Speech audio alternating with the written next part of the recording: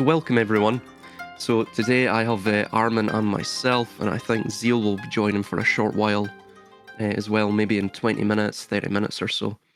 And this discussion will be on what I've titled in a set of notes I've put together based upon the initiatory conversation that sparked this entire notion and idea and exploring it.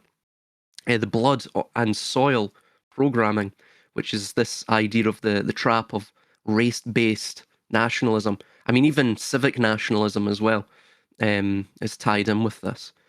But we'll be examining this. We'll be examining it from, obviously history, identity politics, history writing as well, and ideology, ideological writing as well, and how that's implanted as worldviews within the culture. So without further ado, welcome, Armunn. Hey, man, it's always a pleasure, as you know. So that is really a pertinent topic, because as the world stage script starts to squeeze into the unification, of course, people will start to group almost automatically, or as a knee-jerk response, into its supposed and perceived opposite, which would be nationalism. And of course, we've seen the growth of nationalism since basically the 2000s, right? A big growth, and several, um, uh, you know, uh, analysis by YouTubers and podcasters and so on, that brought to the fore several of those aspects back. And of course, they did bring good contributions to the table, especially in dissecting falsehood in history from the other part. But then they usually take a blind eye to the falsehood of that side as well. I think it's, like I said, a knee-jerk um, automatic response by the mind character that perceives a dichotomy, so two sides. And of course, if this side is evil, let's say, is perceived as evil, the other side is good, which is not the case. They're both false. They're both working in tandem. So that's probably where we are going to be analyzing. Absolutely, and this reminds me of something I actually posted very recently in the Discord server regarding basically the scrapping of, or the partial scrapping of jury trials for, I think it was offences below 3 years. So obviously that will encompass speech laws as well, and speech crimes. So of course that's potentially why it's been done, but the individual to head this at the helm is obviously a second generation Guyanese MP known as David Lammy, I think is his name, and of course he himself is a hyper nationalist when it comes to the Afro-Caribbean identity, which, again, how many times have I told you that the British identity is, of course, completely artificially constructed? Of course, the Afro-Caribbean identity in Britain, which is a Mhm. purely British concept as well, that's entirely constructed. So is the sort of black or white race-based nationalism, and those categories, they're completely artificial identities as well. Um, how many And they are, times have I? Yeah, jump in. sorry, and if I may, and they are also, of course, not from this character. This is a world stage character, so he's, promoted to say that and to act like that. But for people who share that view, let's say, organically fall into that trap, on their part, they only do it because it's a response to previously perceived colonism or colonization from the British Empire, right? So, I mean, I experienced the same thing here in Portugal, where there's this hyper identification with, Angola, Mozambique, and so on and so forth, the ex-colonies, while here in Portugal, because of, a response to that perceived previous colonization. But go on, sorry.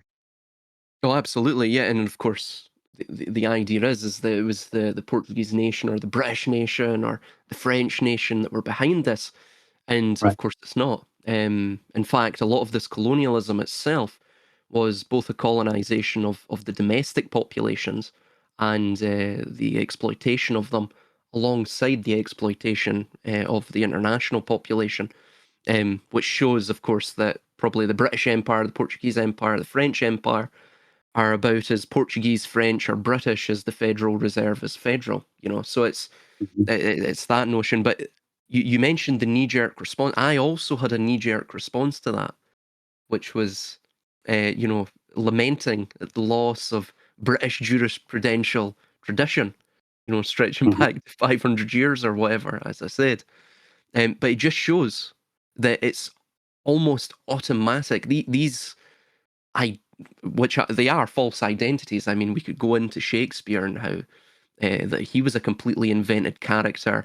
The modern English language was invented again to act as the lingua franca, to bind Mhm. this world together. Um, all of that is really seated quite deeply in us from a very early age, is it not? Oh yeah, yeah. I mean, it's interesting. Uh, it's interesting because when you observe both left wing and right wing, uh, even not just today but across history, both have some sort of nationalism, even though they have different pillars to sustain that view of nationalism. They view it differently, but they're both nationalists because, for example, if you're a liberal, let's say left wing, you will say, yes, we need to respect all nationalities and all the cultures that come in, right? Which is also by itself false and completely insane to do, because that is not how it works organically either. So they hold a nationalism that is open. It's a bit like that dichotomy that um, Tim Osman well defines, which is he says the left wing is porous, so it is open borders, open doors, while the right wing is closed. So it's closed borders, closed doors, but both of them have the same, hold the central premise of the existence, of the organic existence of nations and cultures as a reality, right? So the nationalism of the left wing is um, a sort of uh, how can I put it? What is that word? Um, oh, the word evades me. It's like the heterogenic kind of Oh, nationalism. Right? homogeneity. Homogeneity, yes, kind of nationalism. So that it's a sort of more tribal um, thing, but at the same time they don't respect the tribe. So it's a bit insane on that side as well. Which doesn't mean that the knee jerk response of the opposite is any better. You know, the whole point here is, and that is, you know, how I basically view the whole thing is the nation has the same processes, has the same mo as globalization does. You know, if if we look at the terms of scale, any nation, the UK to be formed, Portugal to be formed, Spain to be formed, France, etc., they had to amalgamate things and tribes and cultures and languages that wouldn't necessarily organically be together under one flag. And this is, you know, the same process of forced assimilation, of forced, you know, integration, and so on, was used there. So once we realize that, the whole idea of nationalism based, especially when it's based on race, because then we'll go to that. We'll go to that next, because it's the fact that someone looks like me doesn't mean that they're my like. right? That they are like me, that they are my family, right? Not necessarily. I mean, you could probably not distinguish between a Scot and an English or an Irish for that matter. You know, maybe I would look at them and see similar features, but between you, you probably see yourselves differently anyway, right? And probably you Yeah. would not deal necessarily organically with people that it's not that you have anything against either, right? But you wouldn't probably assimilate into them or them into you beyond what you call the Dunbar number. That's an interesting concept. But I think that things are far and should have remained far more localized than what they are sold. So neither nation nor globalism. But we have Zeal, so maybe he can jump in. Well, What like, yeah, thanks. go I ahead. just quickly throwing a point on it. Like, and I actually was thinking about this exact point, Armin, on the basis of I think one of the last conversations we had just recently in the Uh-huh. last couple of days. And I accept your point that there's a fictitious manufacturing of this group entity that you know you. I think your words were you felt uncomfortable that you had to accept it, and I echo Mhm. that sentiment because by virtue of the fact that we've had such manipulation around these character groupings, and we're forced to accept the artifacts of same and the flag and all that comes with it. It's music, art, its essence essentially, and often that is an uncomfortable fit for us because there is no relationship between it and us as our own private individual life. However, and this is the point I want to make, however, right, and I think this is an important caveat, and Mhm. it is that in certain scenarios, right, one may not have the luxury of not accepting the national group or the greater grouping, because in certain scenarios where where your own survival may depend on an allegiance with your brother or perhaps your sister, it's necessary to form a group. And I feel that the weakest people, the people who found themselves in the most desperate situations throughout history, and I include the land that I'm on right now in Ireland. The Mhm. only the only way out was brotherhood, was togetherness, and was literally to fight. Your only safety was in numbers, and it's like a natural. It's like the shoal of fish that group together around when you see the shark in the nature videos. It's an almost natural instinct. So I think that's a very important caveat that the nation is essentially a natural formation when it is left to form, and not only within a group, but it also follows the lines of a geographic landscape. So nations can form within mountain ranges, within river, within coastal lines, along certain temperate climates or lands where living is fortuitous and perhaps adjacent to certain trade lines, which in turn are also informed by geographic mountain passes and Mhm. accessibility, etc.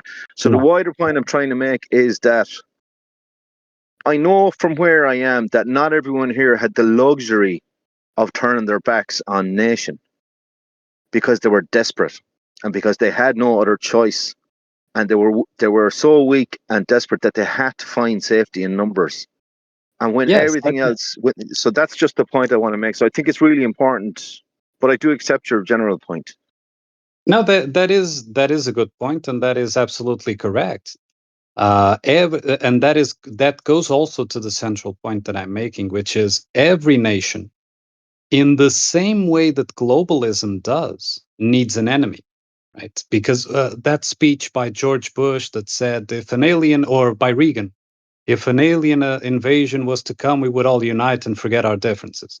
That is basically the same towards globalism that a nation would say if an invading army, we would unite, right? Of course, that situation in an organic sense, if there was an organic enemy, which I don't know how frequent that would be in terms of an all-out war, because I don't think war happens organically. Conflict does, but war is a different matter, and I think it's a Mm. construct over it.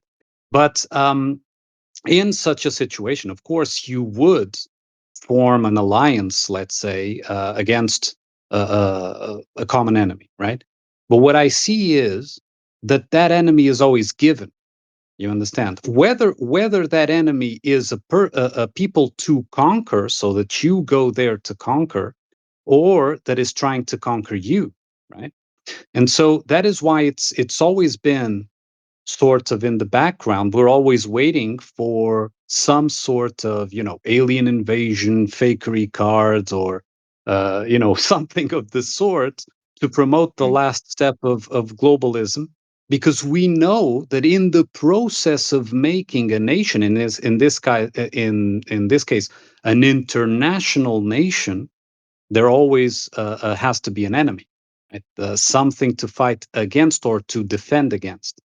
And so that is a perfectly valid instinct, let's say, that is serves a healthy purpose, except when it is led by manipulation. You understand? Yeah. And I think that Mhm. what I'm trying to postulate is that how often really would organically an all-out war of invasion or whatever happen? Conflicts, sure. I mean, of course there would be. I mean, we just see sometimes conflicts between neighbors, but that's a small-scale thing. It wouldn't. It usually doesn't escalate to a point of all out war as we perceive war, right? Because war also implies mechanization and machine like structure to it, right? So armies are machines basically, with a structure like a machine. um, I don't really see that happening that often in the organic world, but even if it did, then yes, that would be a scenario where you would form an allegiance. But then the question would be, okay, once the defense was taken care, okay, so you had an invading army or whatever, you defeated the army, you're in peace now. You would revert back to the family. You would revert back to the local. You understand? You would revert back to. So yeah, we're friends. We remember we fought together and so on and so forth. But okay, I'm here with my family. You're there with yours, and we're cool. We're friends. You understand? It's not that idea of now we're under the same king or under the same flag or under the same constitution, or you understand what I'm trying to say? So Yeah. those are leftovers of a scenario that, even if we were to consider that scenario is organic, already built something artificial that left behind. You understand? Left it behind as an artificial. But of course, we know how history is manipulated, how enemies are created, how these things are basically steered towards. So, of course, that the object of these wars and these conflicts and these perceived enemies is exactly to leave behind these larger scale unifications that, although they seem islands for a while, the object is to eventually unite them all, like the provinces of an empire. So, but your point is a valid one. Of course, we do that. It's the Mhm. same as we all three go to a pub, right? And Mhm. there's some guys starting trouble there, and someone messes with Silas. Of course, we all three will get Yeah. involved, right? We'll try to. It's because we're friends and so on and so forth, but it's a temporary alliance of Mhm. like-minded, or the Yeah, people that are closer, it's almost an right? implied alliance because there's obviously there's strength in numbers, so it's an instinctual response, and you feel, Right. well, this person in my entourage or group is being attacked, so if I allow this attack to go, unanswered for, then Uh-huh. I myself will be attacked and we will be destroyed piecemeal. So these things are going on in the human mind, and almost instinctually. But Yeah. for example, let's look at Ireland, right? Um, the whole Irish. So after the Easter Rising, you had this almost monstrous. Well, even prior to that, you had a sort of, I guess you could call it an attack, a direct and visible attack on Irishness. So the Gaelic language was being ousted. All of these things that would really trigger this type of response, right? This type of knee-jerk nationalistic response, which obviously led to the Easter Rising. It led to the eventual guerrilla action against the British state.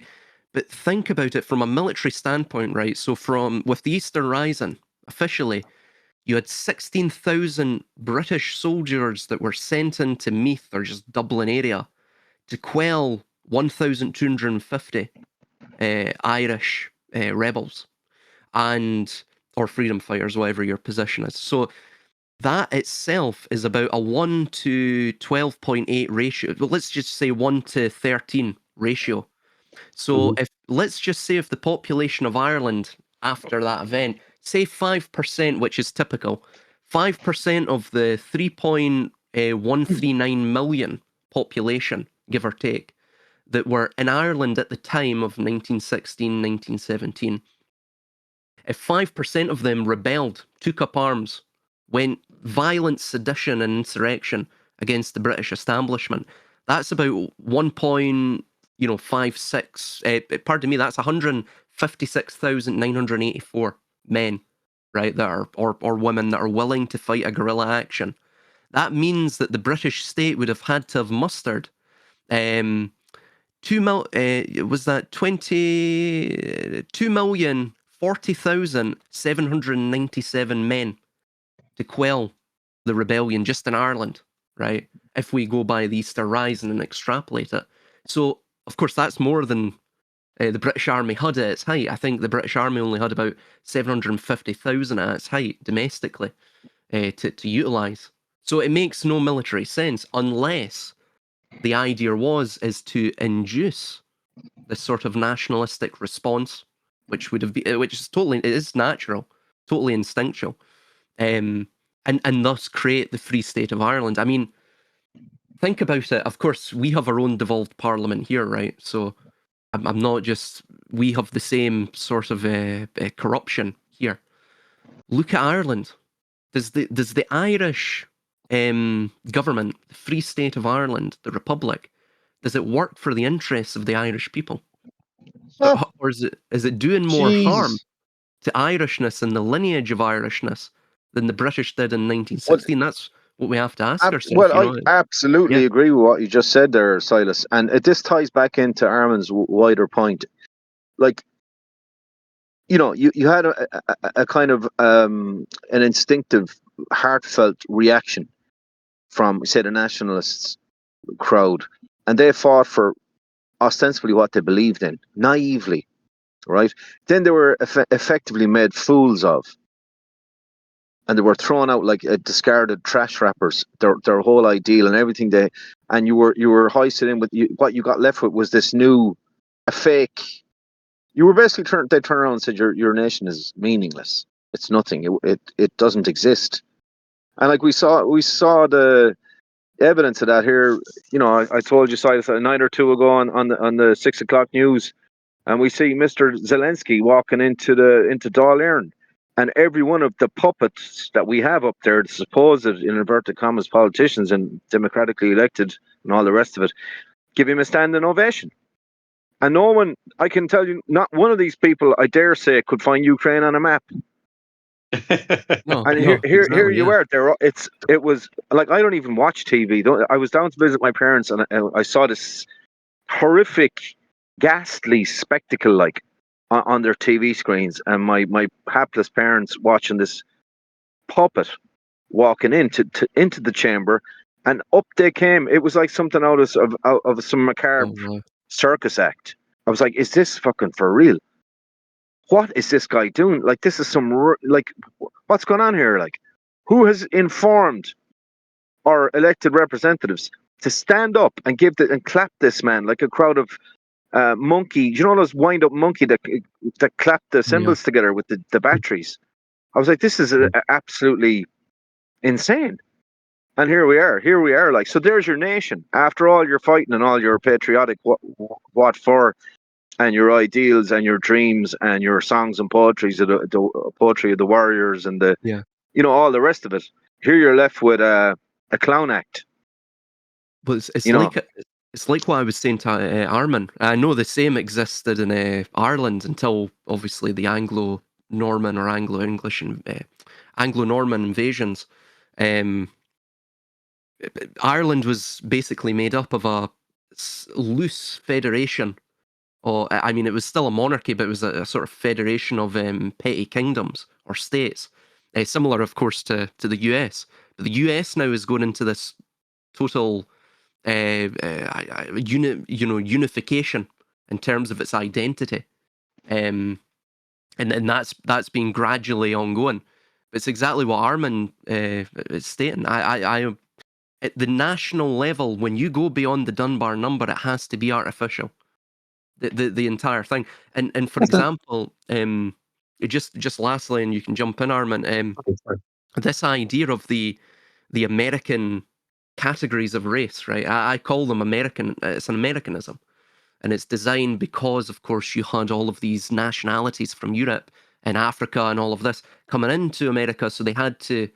Well, these Europeans who are in the majority, we can't, still have them believing that they're Polish, Swedish, Irish, Scottish, English, what.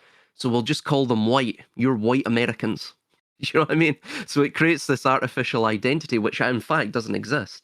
And it's based upon, like what Armunn mentioned, the phenotype, which has mistakenly been called race, which the phenotypical difference between people does not necessarily indicate their genetic lineage. For example, if you met Armunn, he's about as white as Casper the Friendly Ghost. Similar, almost similar to me. However, he would be described probably genetically as totally distinct from me and would be, a Portuguese or Latin or Iberian. So it doesn't make sense on that basis alone. And from a European standpoint, we have all of these differences in Europe. It's basically made up of these what are now nations, but were petty kingdoms and states. So it's totally artificial when you look at it from that vantage point. You know. Yeah, and listen, it was the same. It was the same thing. You were talking about, nationalists, Irish nationalists fighting naively, and it was the same thing that we observed with Portuguese communists during the dictatorship, the nationalist dictatorship. They were fighting naively, and it's a subject that keeps being brought up every time the Revolution Day, which is the 25th of April. So the revolution happened. It was a staged thing, but nonetheless, it happened on the 25th of April, 1974.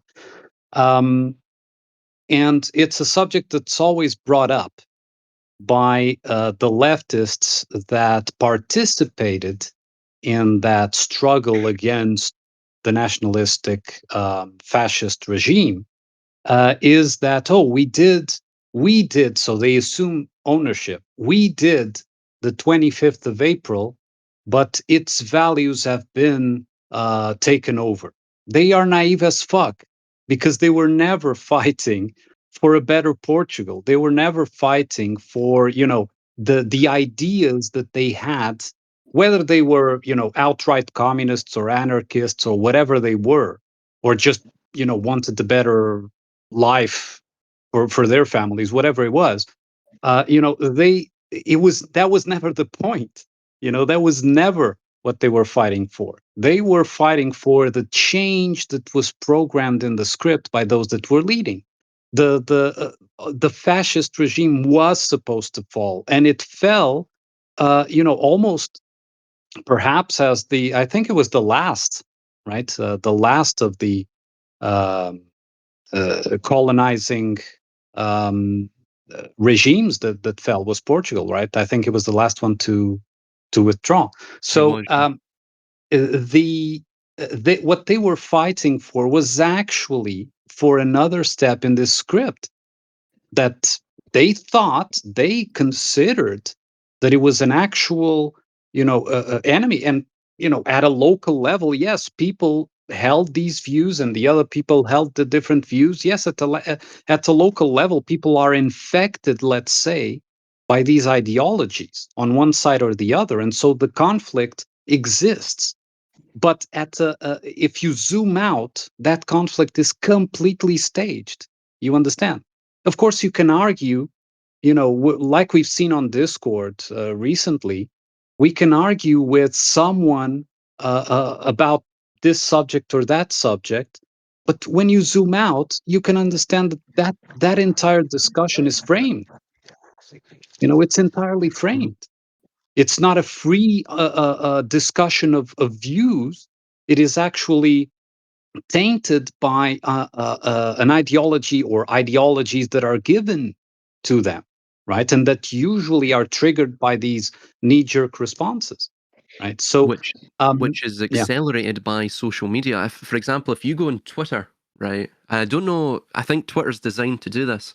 I have tried to clean my Twitter feed, so I'm just viewing. Basically, I just like viewing sort of intellectual debates, YouTube channels that I follow, things like that. And it's almost instinctively, it's like baked into the algorithm. It will give you things that are uh, essentially driving you towards this knee-jerk nationalistic response. So, for example, you'll find, Muslims attacking white women, right? And so this is to invoke in you this instinctual response. And of course, I can imagine if you're a Muslim and the algorithm understands that, based upon other factors and other things it has access to you access to in terms of your data, it will provide you things that show, oh my God, look at the great shaitan of America or the West, and look what they're doing to our women in Gaza, right? And look at and then they'll get you to hate the Jews, hate this, hate that. So it's you can see that all of it is formulated by something beyond the national, the local, God, probably even this idea of the supranational level, and all of it's fake. It's designed to yeah. produce like what we saw in the Discord server, a cookie cutter character, mind character that responds in a certain prescribed manner. I mean, A there's no other certain way to describe it. defensive way in defense, because the funny thing is that he wasn't personally being attacked at all. The only thing that was being attacked, quote unquote, were his views. But he took it as a personal thing. He owned the view. He identified with the view. The view was himself. You understand? And it's an interesting point that you also brought up, Silas, that I think is of key importance, in my opinion, is that history tells a story of man as if man is, this misanthropic kind of being. So it's almost self-destructive, right? If you don't regulate man, man will, just kill each other off. Basically, that is the view that is inculcated from an early age. And I have observed, and this, the only moments of, like I said, conflict exists, but the only moments where people actually consider outright war and destruction upon another people is through the ideologies, not before.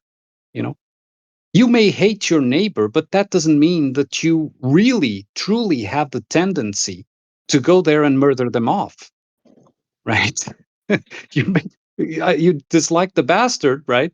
But that doesn't mean that you have this inner urge automatically to go there and kill them off, right? Hmm. But with ideology, that is what is promoted. And it is promoted exactly to show, oh, you see, man is bad. See, man has to be regulated. What are the function? What is the functions of all those school shootings in the US? It is to show that they need regulation. right? And we all can see, anyone with a pair of eyes can see that those school shootings are faked, are hoax, are staged events, right? But they give the evidence by their by being taken by real as real. They give the evidence of this misanthropy, right? They give the evidence that if it wasn't for a regulating third party, government, whatever, um, we would kill each other off, right? And this is also a key point, because I don't think that man, being left alone in the sense of its organic self, has that tendency to that degree. Conflict, yes. Yeah. Man has the tendency to conflict, to do bad things. Of course it does, but not to the escalation that is being given at all. Yeah, and I just want to make a point on that. Is I think they've manipulated the culture where people are just becoming more ruthlessly competitive, and Uh-huh. it's become about me, myself, and I don't give an fuck about you, or if I can get one over on you. Like, we're all just sort of in the rat race, but we become increasingly rodent like, because that culture has proven to us that this is the way now. People have detected the shift in the atmosphere, the mood in the camp has changed, and now it's all about for yourself. You just figure out what you can do for yourself, and basically, damn the other guy, damn them. Whatever you can do to get ahead, because that kind of vibe is there. And I think, like, people like President number 47 are a sort of a manifestation of that. He's like a Mhm. CEO, a ruthless CEO character. He's not a king. He's not a high king who can bestow the values of the tribe. No, President number 47 is all about, you know, cutting the throat of the opposition, arch capitalism, white shark capitalism, great white shark, great, hunter, killer, Agent seek and destroy 47. the enemy, and with Trump, and get rid of so, like, the point I'm trying to make is, they've, as you said, Armin, they've eradicated that natural balance in Yeah. society and in the consciousness, actually, very cleverly. And they've created this new zeitgeist atmosphere that's the world we're in right now. And as well, they've damned and blackened any natural manifestation of what you might loosely call nation or a grouping or culture by presenting it in a very kind of malevolent way. So the only presentation of it's like the far right. If you get together, or Mhm. you have some commonality with your brother, or your town, or your wider family group, or whatever the area you live in, you're the far right. Like, it's real nasty stuff. Like, so you're constantly bombarded with this propaganda. But I think, more than anything, almost, I think this rat race, money-based materialistic society, which has just been, is an exact, that always existed, but it's now existing in a so much more exaggerated form that it's really magnified and, amplified this type of culture. But Yeah, it's the economics mentality that me and Silas were talking about when he was here, where economics invades every field of life.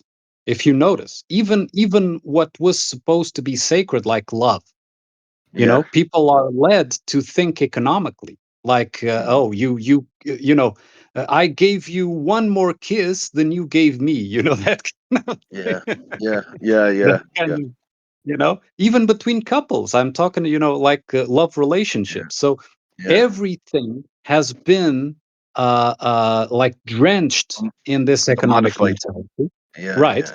Yeah. And so that very economic mentality is what causes that rat race you were talking about, Yeah. that competitive thing that you were talking about, and the scarcity mentality. Sorry, go ahead, Sal. oh, sorry, man, I keep interrupting you. No, I, I totally agree. I'm sort of chomping at the bit because I'm like, yeah, this is um, extremely interesting. But yeah, absolutely, it's that idea that man becomes an economic animal. Another Yeah. thing as well, for example, you were saying, Zeal, and I call this consumer emulation. And funnily enough, I actually came across this really recently. And of course, it's produced by the culture, right? It's essentially what has been done is, within the financial environment, similar to the social environment, you're getting bombarded on social media with all of this. basically the fast track to nationalism, pick your flavour, or the fast track to supranationalism, which is basically the left-wing variant of this nationalism. Both of them are nationalistic. Both of them, funnily enough, want ethno-states, but they just want ethno-states on different grounds. And both of them have these various archetypes of the villain, of the protagonist, or of course as well of the individuals who they see as having low expectations. They have low expectations of them. So it's this idea of the bigotry of low expectations. And every single array of these nationalist or supranationalist artificial identities have this. But recently I was out with my fiance and her friend. Well, our friends really. But she has this one friend, and she is what we call here a negative Nancy, right? She's always negative about anything, and accountability is like her kryptonite. She will take accountability for nothing. I'm not joking you. And anyway, so obviously my fiance, I don't. I come from the working class. I'm, you know, we've been poor. Just put it that way. So I grew up. My parents were bankrupt. Just filed bankruptcy, so we were pretty much, living on the breadline, quite literally. Of course, I'm doing better now, but so my fiance, she's come from a totally different background. She went to private school. Her parents have always had money. They're not born into money. That was something they produced through their own entrepreneurialism. Anyway, her friend has obviously come from a family similar to my own, right? Yeah, financially downtrodden and impoverished. And so, anyway, she bought a car recently, and I'll be quick about this. She bought a car recently. Really stupid idea. Same car, same color, same model, just a different registration plate. She didn't even have to buy a new car. And anyway, she's done no estimating, no budgeting, and it's now came back. And of course, she has to pay more for the insurance, for the road tax, and she can't afford it, right? And anyway, we were out, and obviously she's been thinking about this. This has been boiling over, her jealousy, because this is the economic mindset. And she just came out and said to my fiance, "Do you know, you'll never understand what I've had to go through and all of this." And I just told her, I says, whoa, stop. I said, I'm the same socioeconomic background as you. I've probably had the same cards dealt to me. I said, no, it's your own decisions that have brought you to that. So this is another thing you see of the economic mindset: envy, jealousy. That deteriorates strong bonds, organic bonds between people, and it also produces a lack of accountability. So you essentially project all of your problems onto someone else. Of course, that's more economically, more psychologically feasible as well for the individual, so you don't feel discomfort.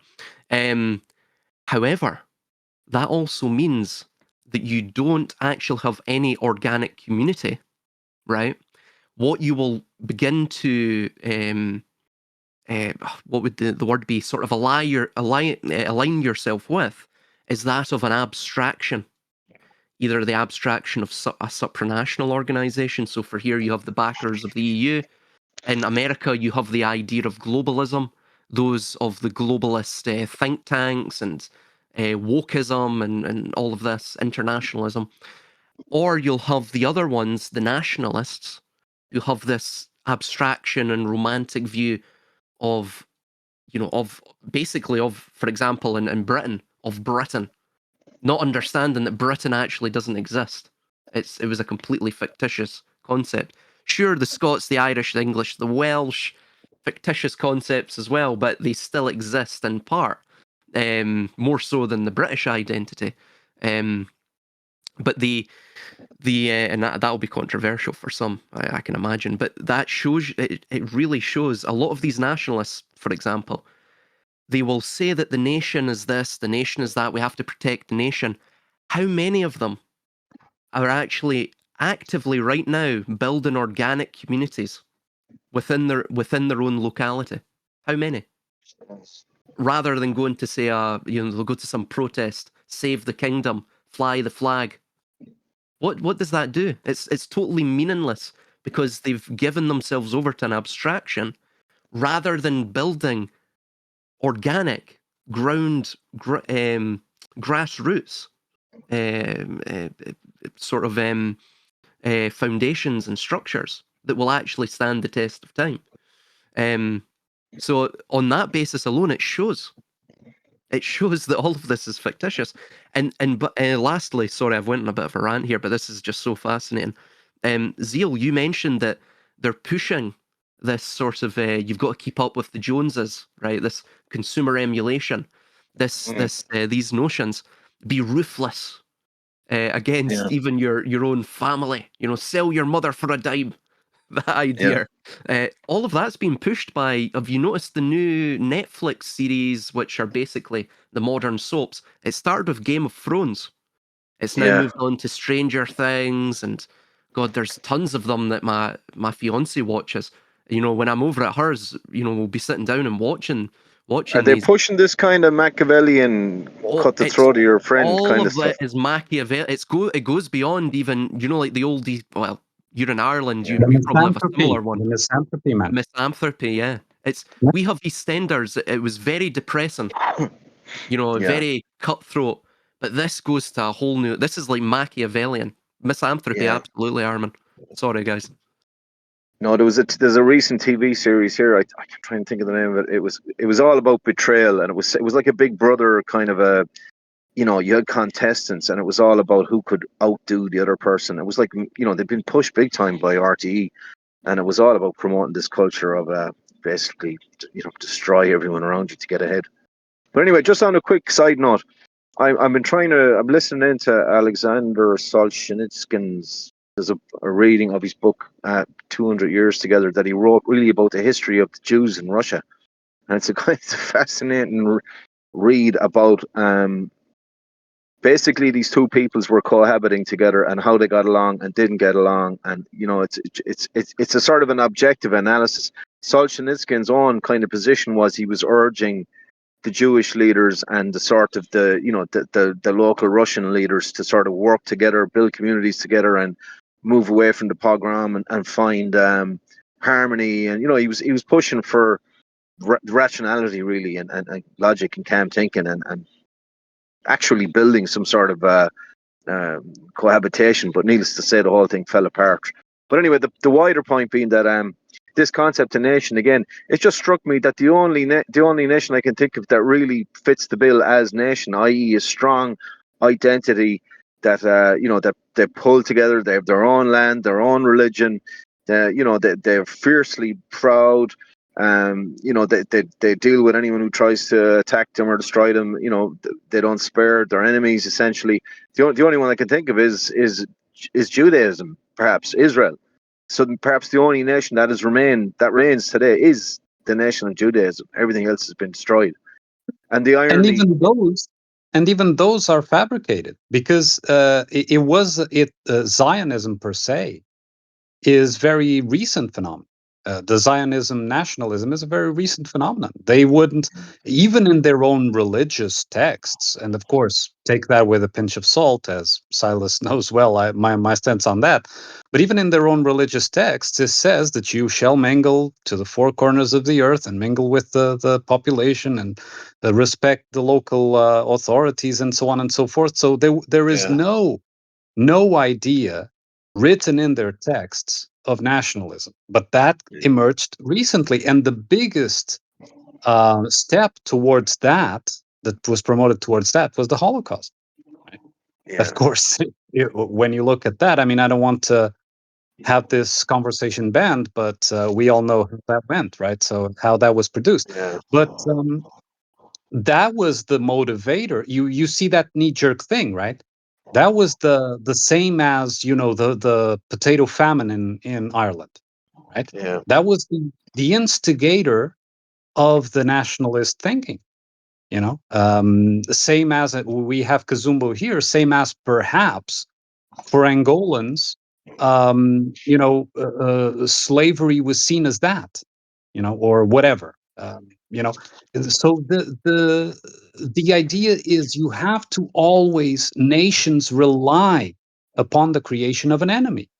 And of course, Israel was built, the Israel nationalism was built upon countless enemies. Everyone is an enemy.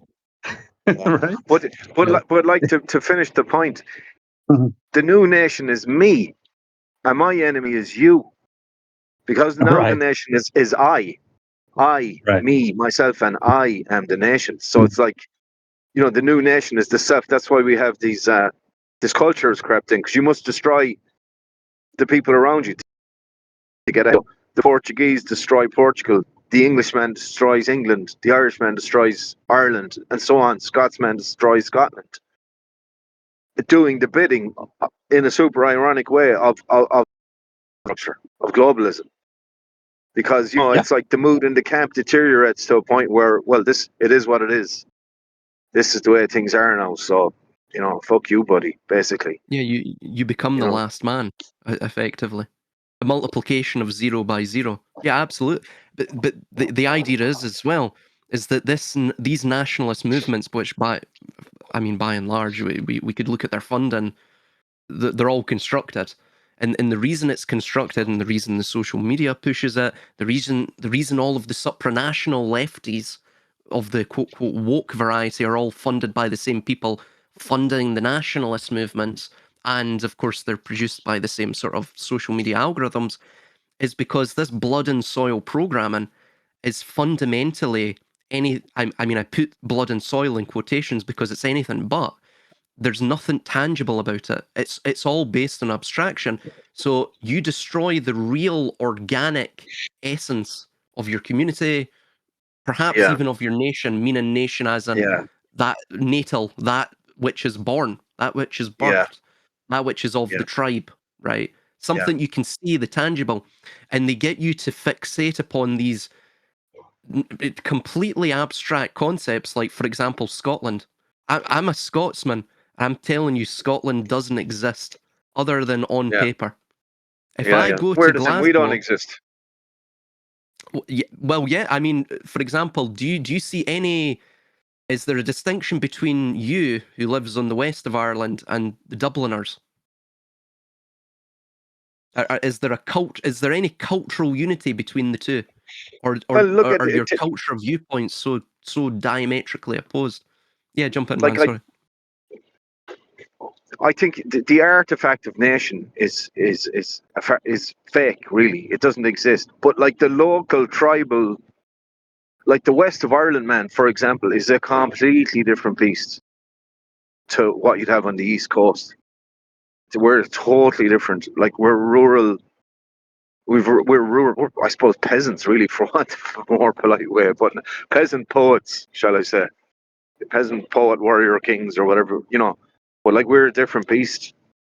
But like, the artifact of Ireland is yet again another construct altogether, probably out from either of those two. Really, it might have some more bearing toward the power structure toward the east, toward Dublin. You know, Yeah, see, that's what I think. I think all of this, this nationalism, it's designed, like what you're saying, to have you fixate on something that's totally hollow, while at the same time you become ruthless within your own locality, thus destroying all of the organic, not just the organic nature of yourself, like what Armunn mentions in his book, but also the organic nature and connections between your family's family.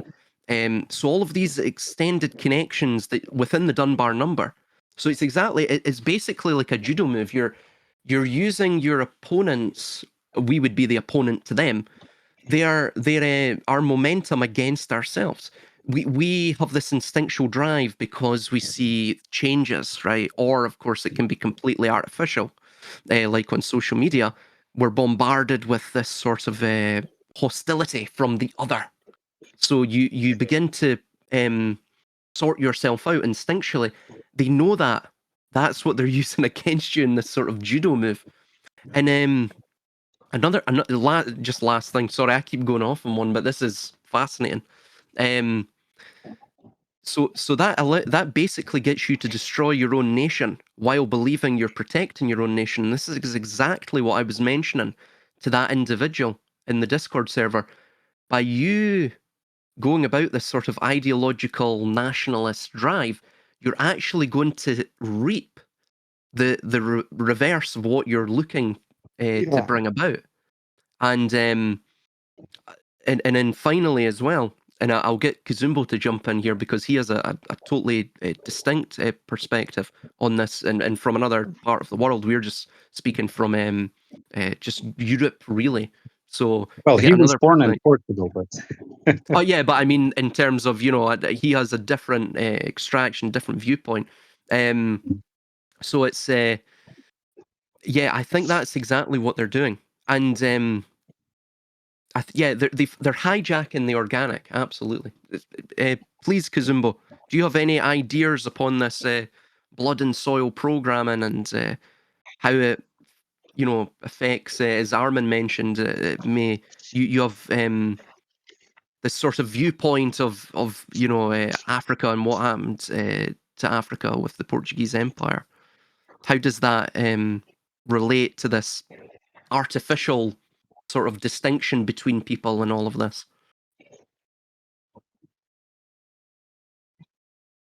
I think he's away.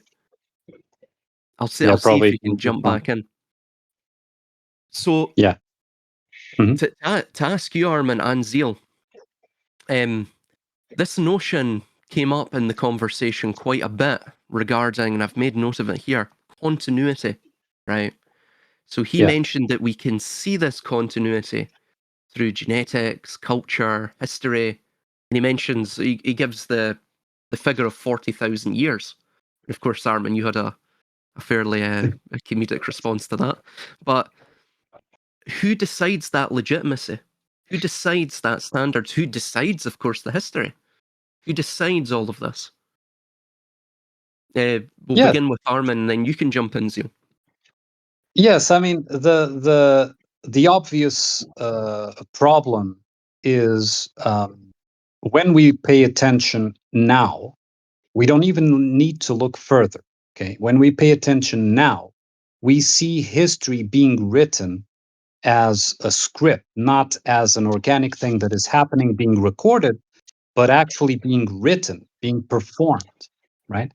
So if we can't, if we can't trust the now, the memories that supposedly we collectively are accumulating now, how can we trust the memories of 40 years ago or 40,000 years ago or whatever else? Because then, you know, we need to rely upon trust in sources, or if you prefer, if one is religious, on religious faith to produce that history for us, right? And then it's a matter of belief.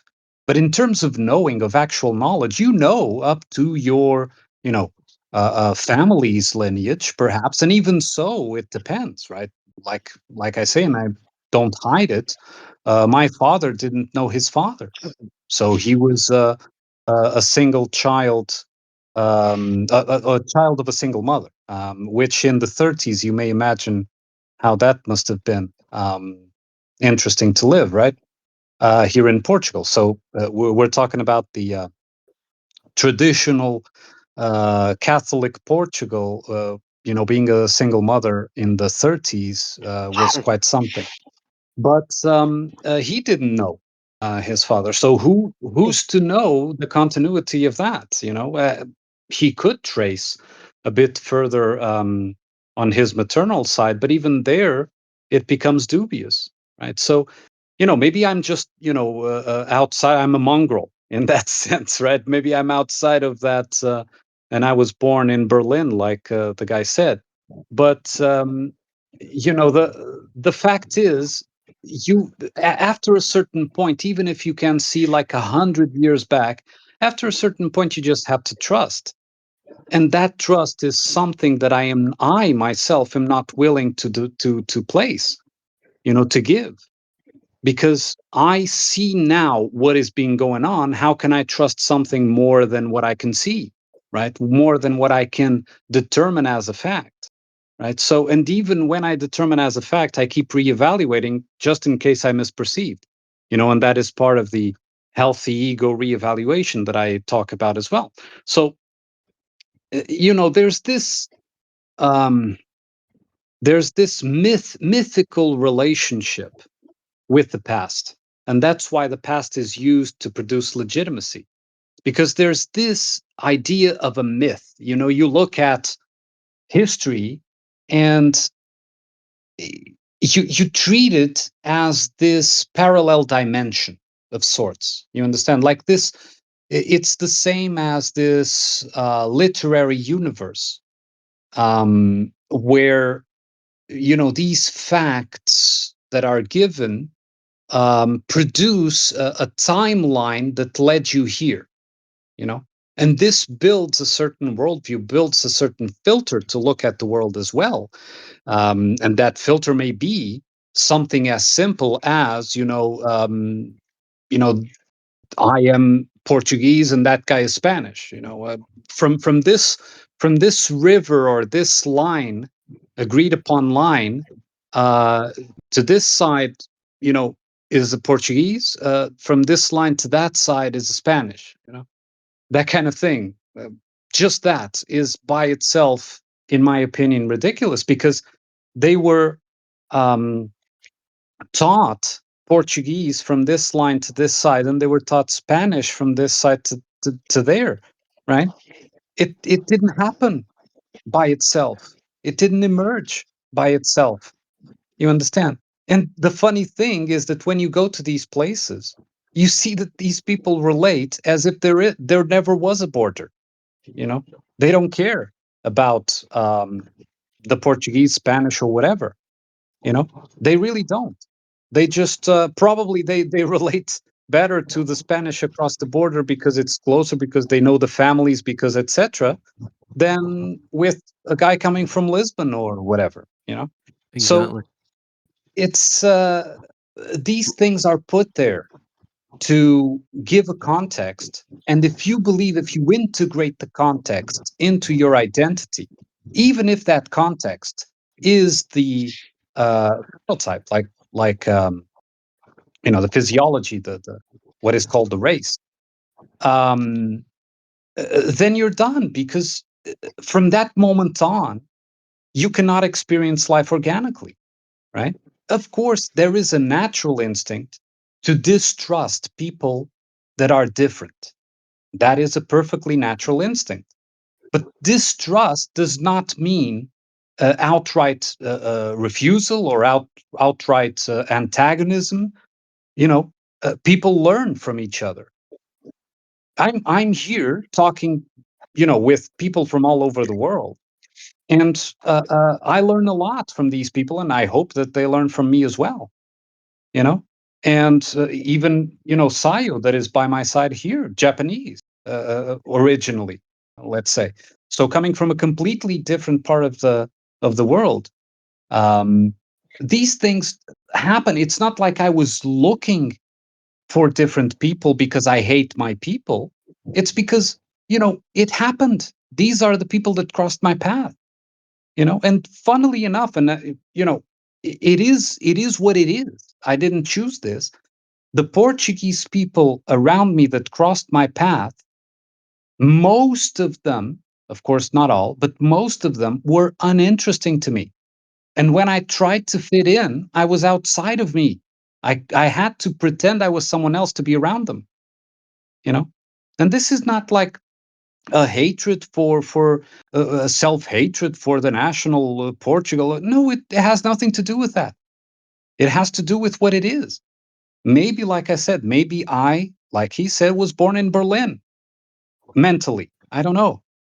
Maybe that is the case. I completely am devoid of any such considerations, because what I observed in my lifetime was what came into my path, what emerged into my path, and I have more connection with Silas, even with you, Zeal, with Cazumbo, than I have with people that I know live next door. that I don't even know their names. And it's not because I hate them. It's because they have nothing in common with me, with my interior. They look like me, perhaps, in the appearance, but they have nothing, or inside that is similar to me. They integrate worldviews that I have no connection to, and I would have to force myself to integrate their worldviews to relate to them. And I've tried that for years. Trust me, I've tried. And it consumes my soul. That is the truth of it. And this is nothing to say again about. This is not to put things as a hatred, or you reject your lineage, or no. It has nothing to do with that. It is what crossed my path. I didn't choose. It happened. I didn't choose Sayo. It happened. I didn't choose Silas. It happened. I don't even remember how I met Silas. I don't know if it was Silas commenting my video or me commenting on a video. I don't know how it happened, but it happened. Mail order, mate. Mail order, friend. It was. I viewed from a catalog, and okay, it would be virtuous for me to have a Scott as a that kind of bullshit. So things happen, and we deal with them as they emerge. And the same with Cazumbo. Cazumbo commented or sent me an email actually, and we met up, and we have a lot more in common. So these things we have to um, uh, treat man as man, not as ideologies, not as worldviews, but as men. What are they? Who are they inside? What do they have to offer? What do they have to contribute? And no, I am not. This is not a leftist speech of we have to integrate and diversity is power. No, diversity is not power. What is power is let people alone to construct their own tribes. And in an age of internet, of course, we're going to construct tribes with people all around the world. That is the natural thing to do. But well, Well, yeah, basically it's the idea of continuity is we can only know of continuity within our own lifetime. So it's like what you're saying. We can only if you're talking about continuity as though it's this in this mythopoetic past that you don't know, well back into the mists of time, that really you have no idea about, other than from what you've garnered from, well, effectively history that has been artificially constructed. Then you're living a lie. And it's like you're saying, there's no, even though, of course, Cazumbo is Portuguese from African extraction. I'm Scottish from, Norman, Irish, English, probably a bit of Jewish extraction. Zeal is from, Irish red flag, red extraction. flag, red flag. Red flag, yeah, yeah. And Armunn is well, you're Portuguese from whatever extraction you may be from. I'd probably say Scots I in don't there even know. somewhere. I myself don't even know, because, like I told you, and Yeah. this is an actual fact. And to you, I can show photographs. I show you a photograph of my brother, and you would never say he's my brother. He's tan, looks like more like what you would call a Spaniard kind of Moorish type, right? And I am as you see me. So we're both. I mean, unless it is implied by that there was suspicions that my mother had an affair of some sorts, which I don't agree. But if that wasn't the implied point when that was discussed in that conversation, the fact is, the Portuguese are already a mixed people. I think every people is a mixed people to a bigger or a smaller extent. Well, they have to be. They have to be, Yeah. as I mentioned him with the pedigree collapse. Basically, if, for example, if we assume this idea of, and I'll let you jump in, Zeal, and then you can jump in, Cazumbo. So, for example, if we have two parents, right? So, of course, we go down our line, right? We'll do 2 to the power of whatever it may be, however many generations. once you get to 2 to the power of, I think it's 20, you've basically reached a number of ancestors that would, well, it's more than maybe, 5 or 6 um, times the amount of humans that have ever existed. When you get to 40 generations, it's 2 to the power of 40. You're at almost 1 trillion. So of course with compounding, so obviously it makes no sense. The only way this makes sense is if you have the idea of pedigree collapse, which is for a large portion of a population's history in a given geographical location. Of course, we all came from the same origin point, but there would have been basically, how's a polite way of putting this? Repetitive loops within our generational time frame, should we say? Basically, inbreeding. There would have been a small local population that were breeding with each other until they got to the point where they realized this is getting to the point where we're just inbreeding. There's a lot of genetic abnormalities. Then they would have, by pressure, had pedigree collapse, which is they would have went further afield to find, mates or whatever it may have been. This can also be spurred on by a number of reasons, economic, whatever. So, yeah, effectively everyone has to be, to some degree, from a line that went through pedigree collapse. Thus, they're mixed.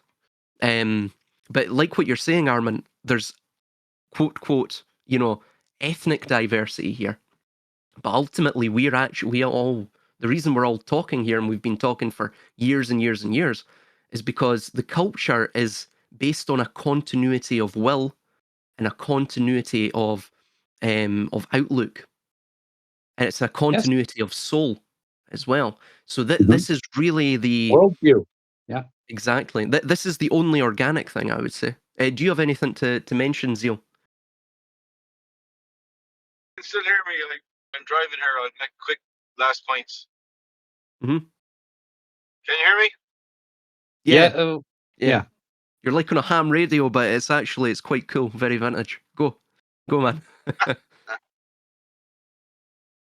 Well, I suppose just on the point of not fitting in, like I was talking about PJ Harvey recently, the singer, and she mentioned like that a lot of artistic people kind of feel that about the world around them, that they feel they kind of don't fit in, and that somehow different or somehow difficult to connect.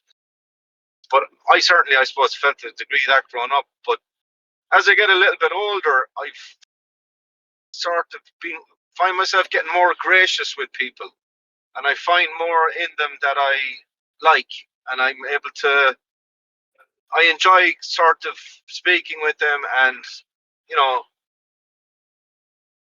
learning about them, I suppose, really, and giving them a chance to communicate with me. So I don't know. Maybe over time things change. You know what I mean? And I think they've reciprocated, like, so I feel that my general relationship with people overall is better that way, but I certainly can remember fighting my life. I suppose I still do to an extent feel like a stranger in a strange land, but sometimes I think you've got to find things in people. I totally agree. Yeah, well, I agree, and of course, like I said, it's not a matter of antagonism. It's a matter that when I talk with these people, I soon and very quickly realize that they have nothing to do with me, and this is not like I said, not a preconceived idea, and it's actually what they have to share.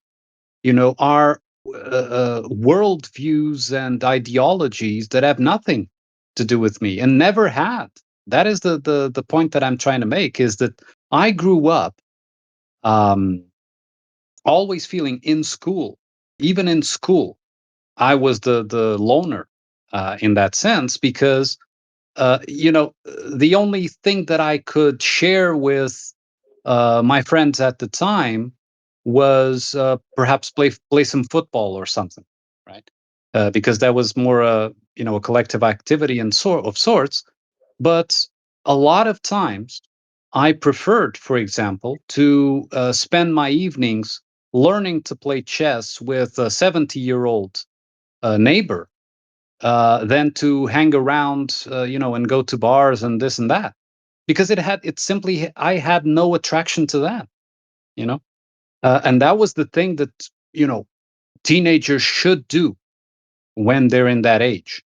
I'm not saying that I never did go, but my preference was always different, in that regard, right? So it's not really a matter of, that I don't give them a chance or that kind of thing. The Yeah, the the problem yeah, yeah. is, sorry.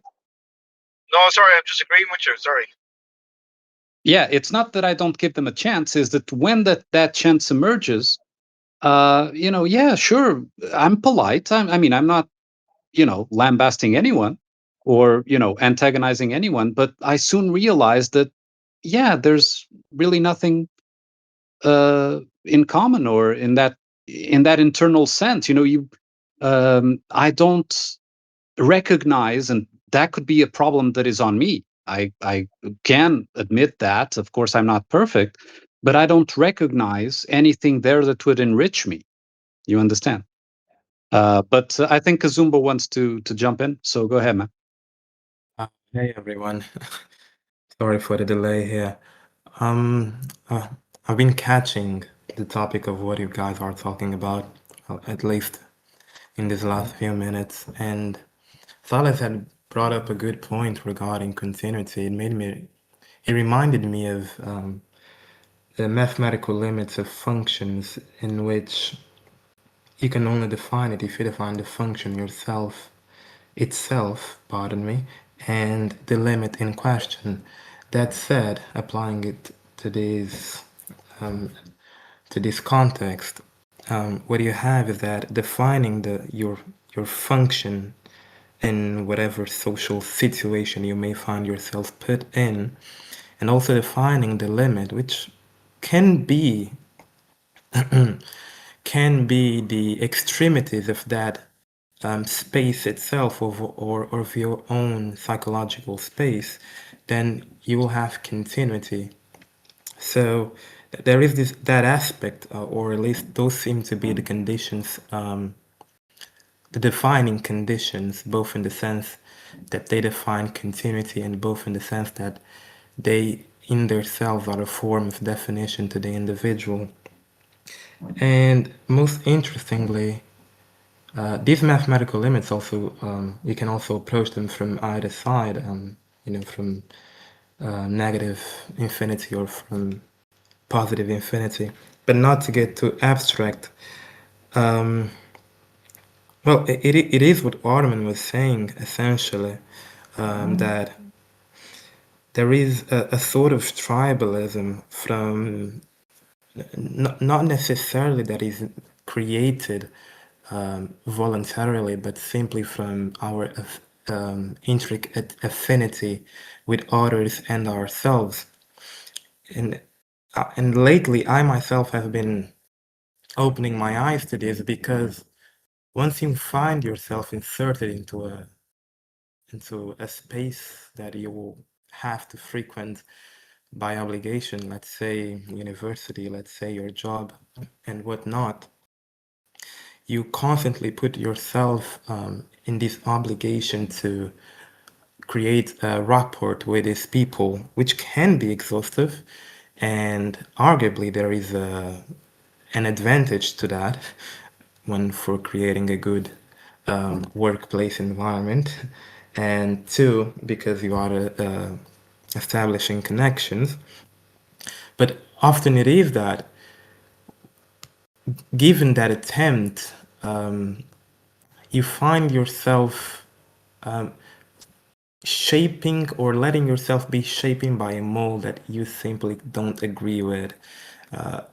And if I remove that from the example, and put it on a social perspective, you notice this with the idea of social contracts. It has been largely explored most recently by Korsgaard, a philosopher, and she wrote mainly about agency using Kantian basis.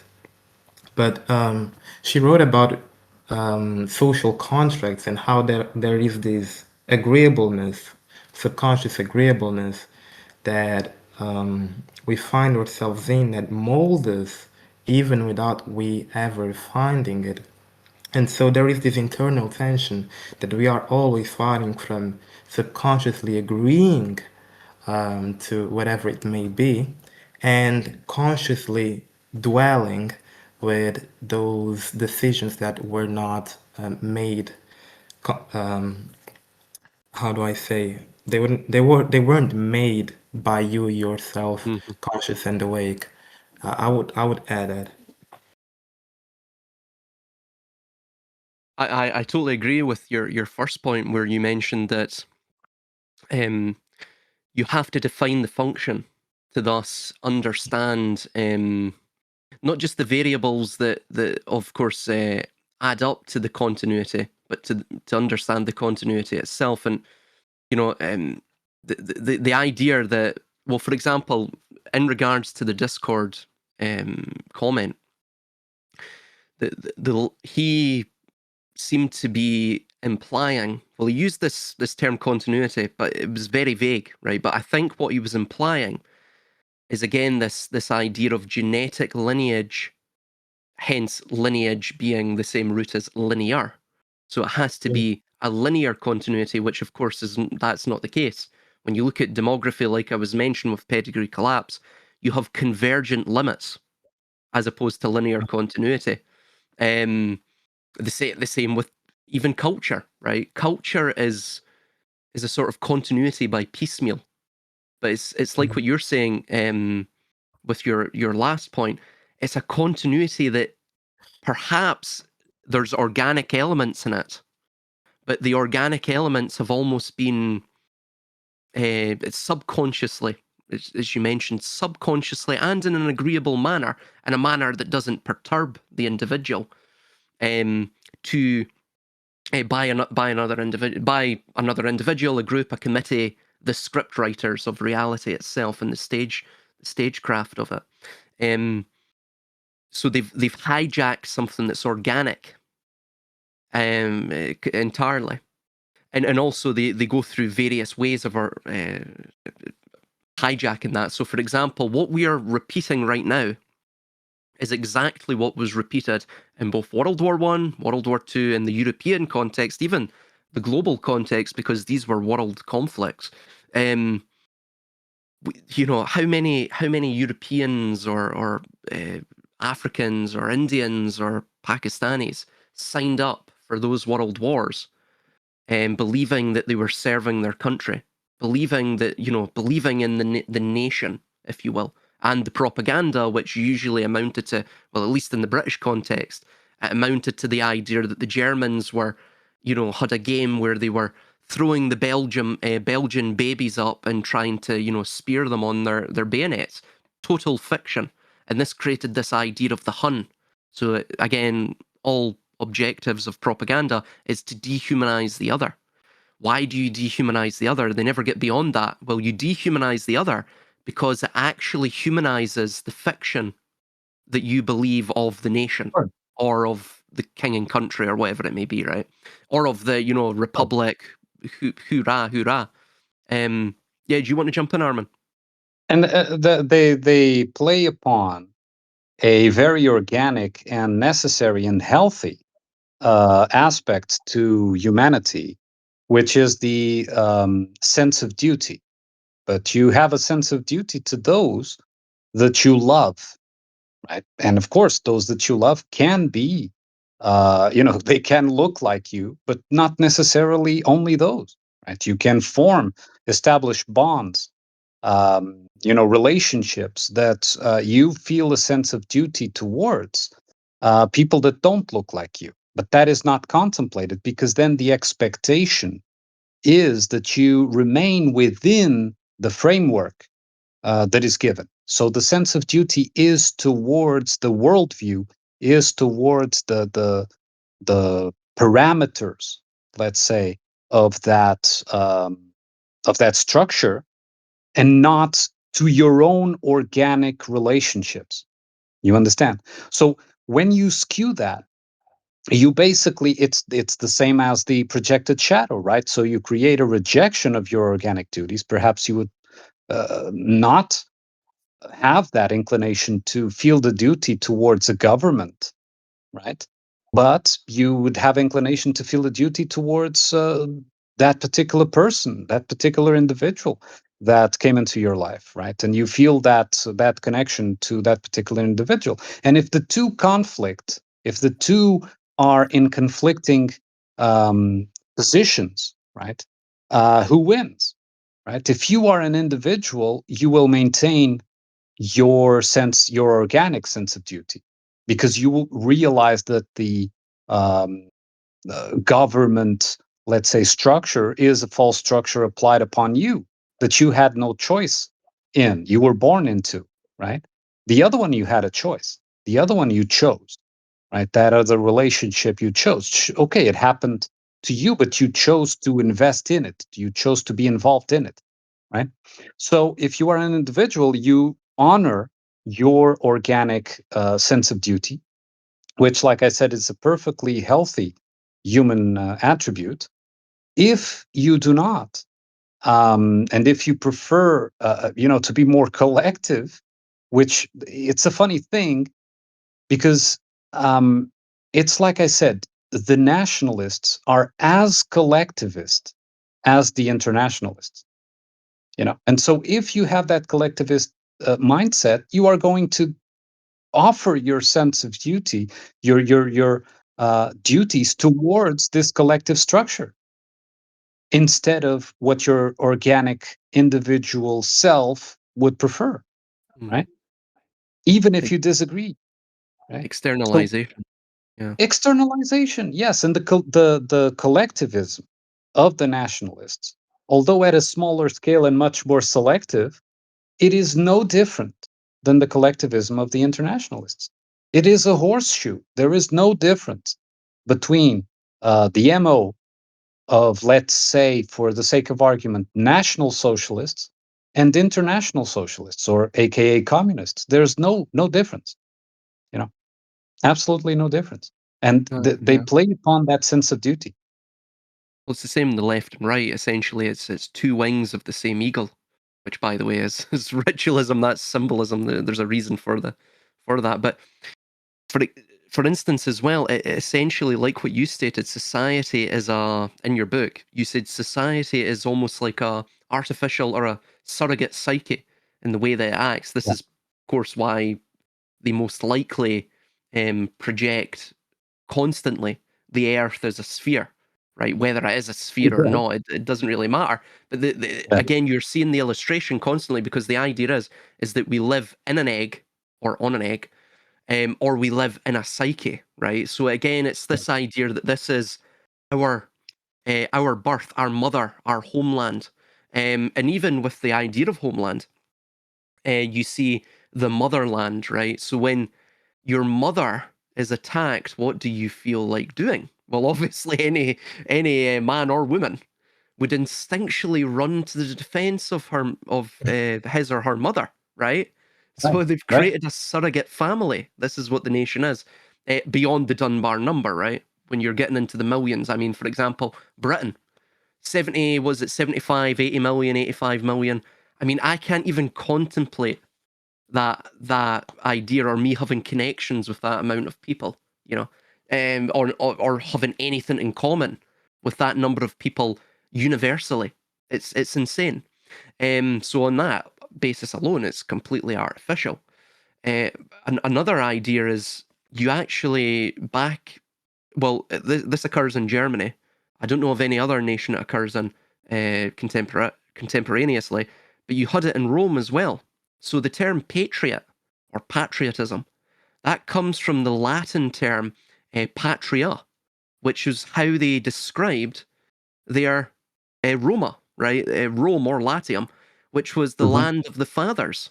This is because they loved the father. They were patriarchal, and the father was the head of the household, right? So, if the father was attacked, you would run to the father because the father was the lineage.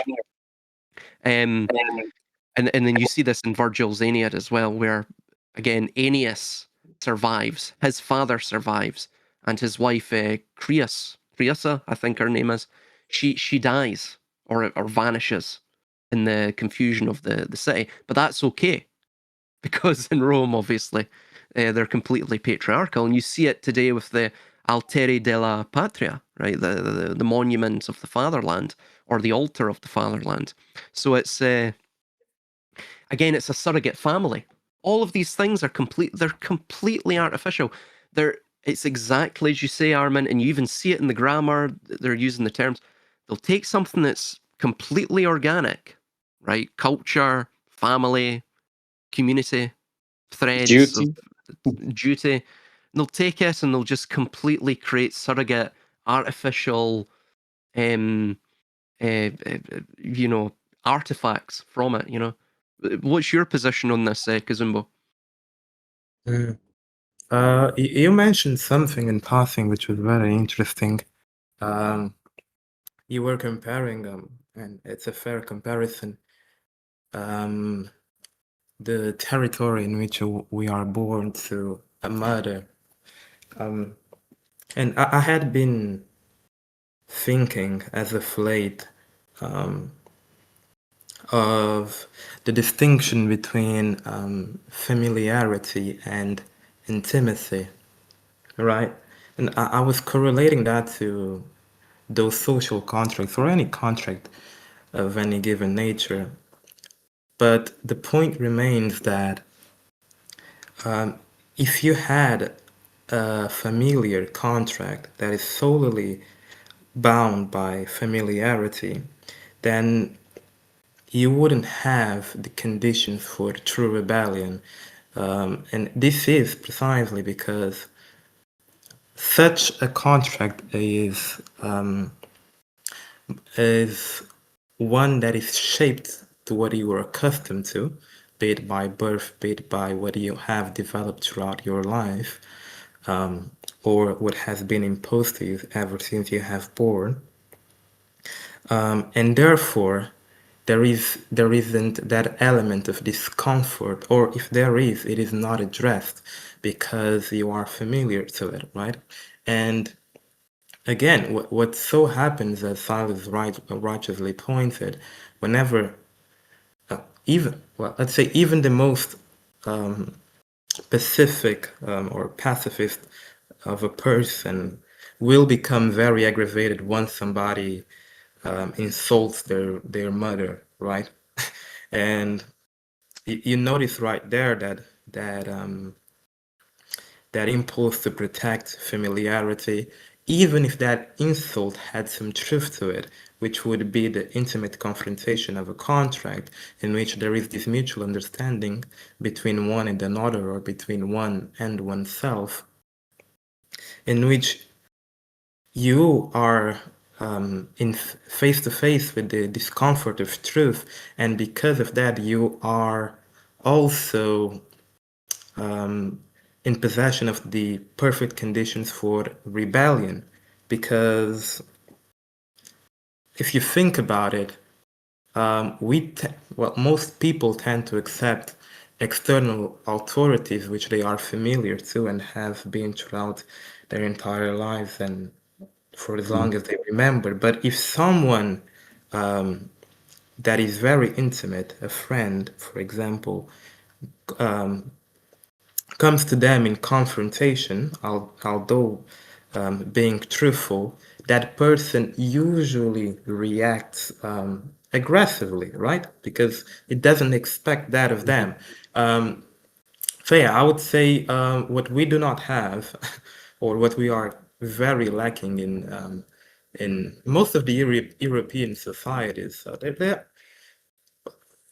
in this modern era, there are still some societies that have this sense of intimacy that arises rebellion, but in the European sphere, you notice that there isn't at all this acceptance of the discomfort of truth and intimacy to actually change and accept the confrontation instead of arising in rebellion, right? And if I could finish that with a touch, it would be to say that those who don't stand any intimate confrontation are ironically the most obedient. Of course, of Yeah. course. Mhm. Of course, because they do not have the filter switched on, and that is actually my entire point. Is when I talk about the ego, I talk about it as a filter of reality. Let's say a filter in the analytical sense, so a filter for, let's call it, truth at an individual level, and then a decision center. So before you make a decision, there is an analysis that goes on beyond the mental character, right? Um, and if you do not, if you are not able to determine what is legitimately legitimate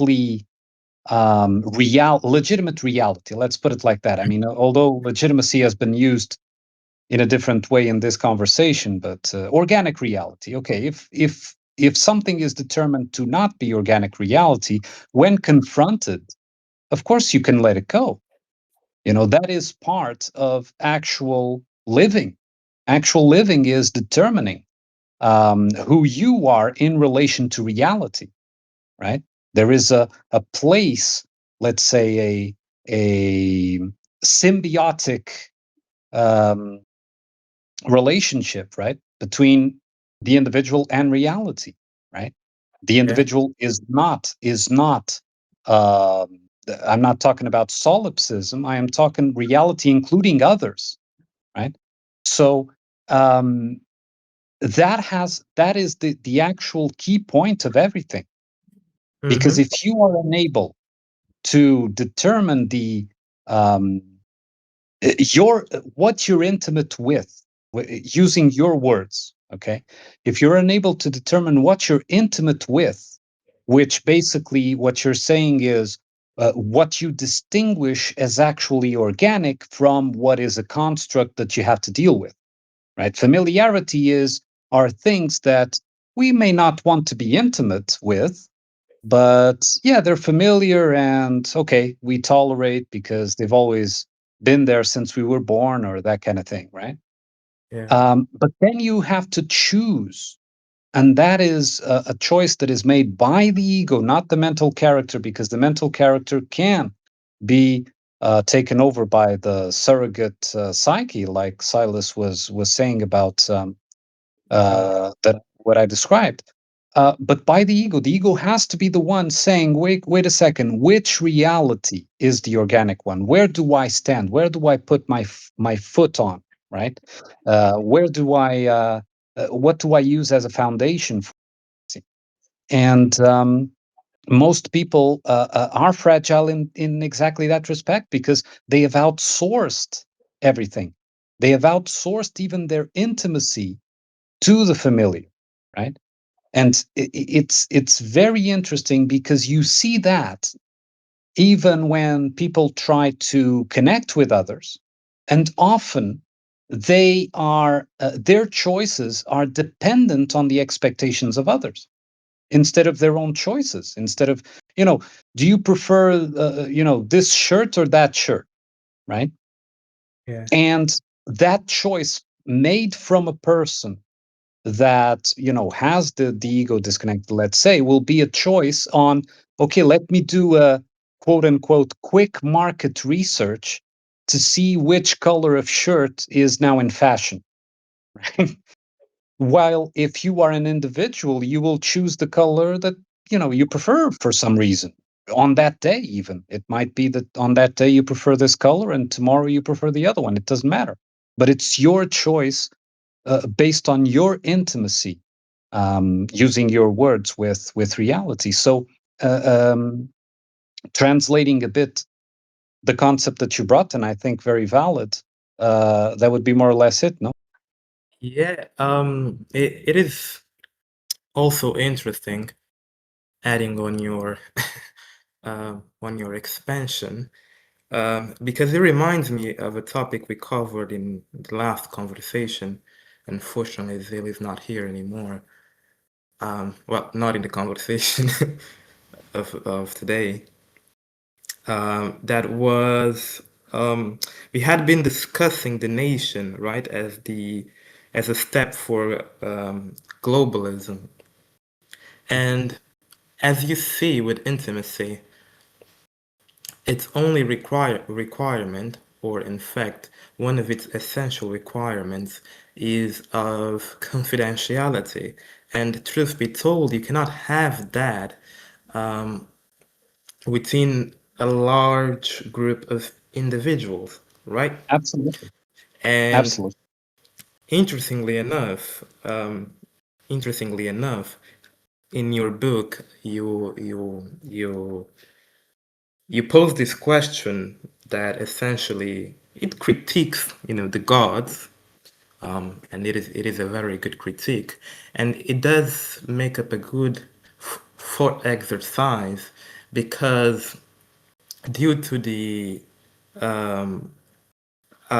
externalization or artificial intimacy that globalism has installed, that may very well be the reason that in our modern eras we haven't conceptualized any real and relevant gods, right? Because intimacy gives out, well, I don't want to use that term, but if it is intimate and confidential, then those are the perfect conditions for, let's say, a myth and then a religion to arise. And as it is nowadays, we simply do not have that, right?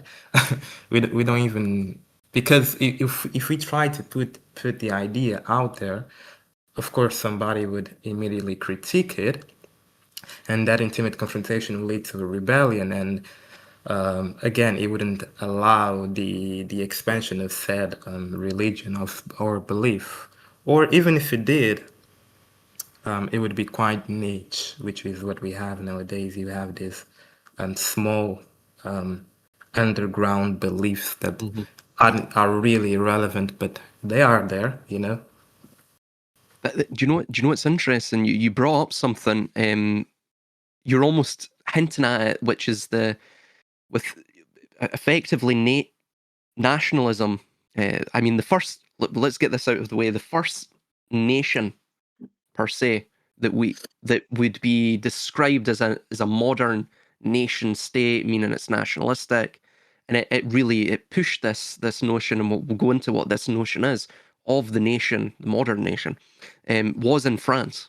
It was with the French Revolution in 1789. In fact, that's what the revolution was this concept of the nation state, effectively, which was that rather than effectively deifying the monarch and then in turn deifying the god, because of course, the divine right of kings and all, you would deify the nation. And of course, the state would masquerade as the nation because the state now was God. As, of course, you would have God, which was the priest class. They would empower the king, which was then revered, because in turn, of course, the god would be revered, who was masquerading as the king. The god himself was, of course, the priest class. So what you were seeing with the French Revolution is exactly what we've been discussing here. And we'll go into it. Duty is effectively this love of the abstraction of the nation plus the fear of its loss, right? And this is the idea, the fear of its loss. This is something, by the way, that drives modern marketing. What's called FOMO, the fear of missing out, right? The fear of losing something that perhaps appears or has been made to appear as though it's valuable, but of course it perhaps is not, or in most cases it's not. So it's this idea, the fear of loss. This is something that drives human beings. And again, if you create that or you hijack and create an artificial intimacy or family intimacy surrounding the nation, for example, our soil, our land, our lineage, our ancestors, basically they're all abstractions, as Armunn said. I mean, you don't even know what the hell went on 40 years ago, you know? And once let's knock on wood, hopefully it never occurs. Once we begin to lose our minds in old age, we're going to lose all of those memories, all of those things, you know. Of course, they'll say, but you carry it down with your children. Yeah, but it's already shown, given 150 years on average, which is, let's give or take with the overlap of generations, is 3 or 4 generations, you begin to lose, living memory of something, first-hand accounts of things. And you begin to lose all of that memory, and it goes into myth. It goes into myth. So you see it, for example, with the French Revolution, prime example, and its nationalist ideology was levy en masse, which was effectively mass conscription. That's what it meant. So the idea is that the modern nation state, its defining principle at its center was war. Not just war on an external foe, but war within the internal domestic structure. It was war on the individual itself and war upon the communities and all of this. This is why in modern nation states, we've seen the death of God because we've seen the deification of the nation in its stead. And we have saw the death of community because community is something organic. And when you're met with a thing that is an abstraction that doesn't actually exist beyond the confines of the mind, it can't objectively be inferred or detected within the environment through tangibility, you then have to destroy the community.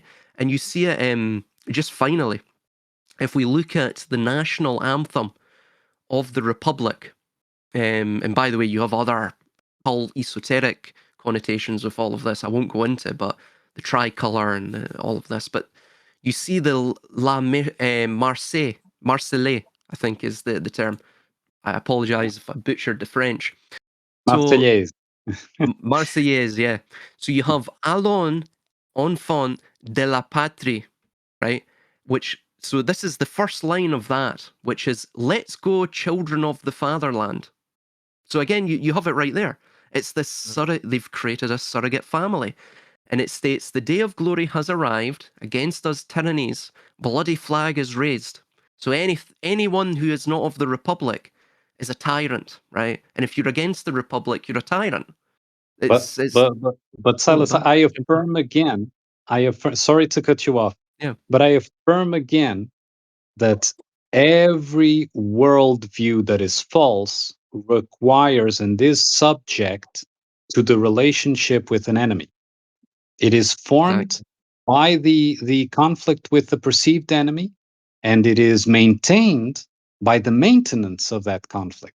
Even if the enemy changes, the enemy doesn't necessarily need to be always the same, but it always requires an enemy.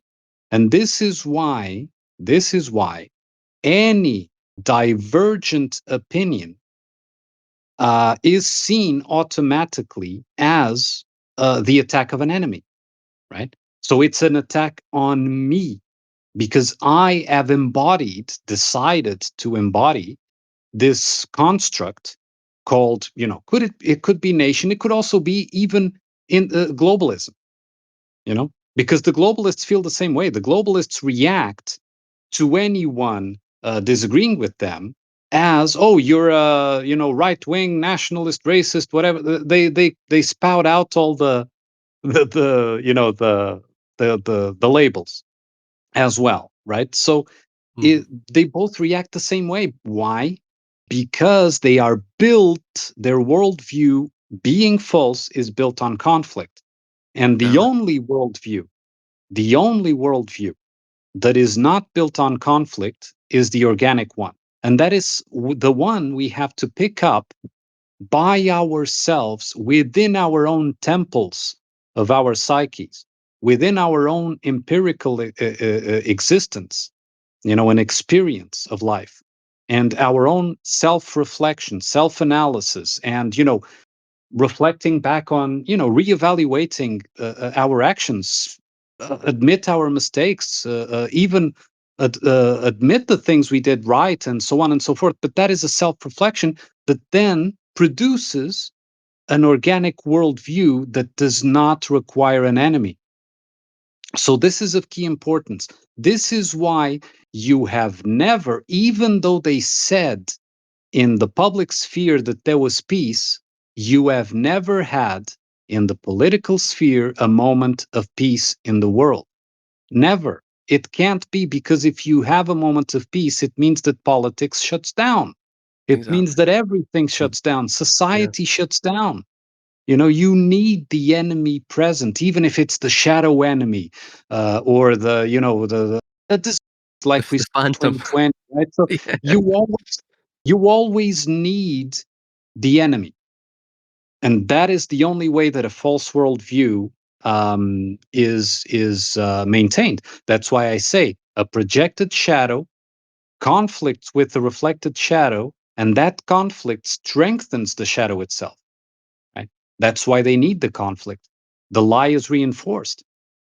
You Well, understand it? Yeah. it's the blood of sacrifice. So, for example, even the economy, it's clear. I mean, it's becoming more self-evident year after year, day after day, that the economy is completely fake. It doesn't exist. That was also, by the way, cemented in 2020.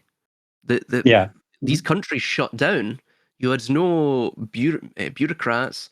Thus, the decision making should have shut down, but it didn't.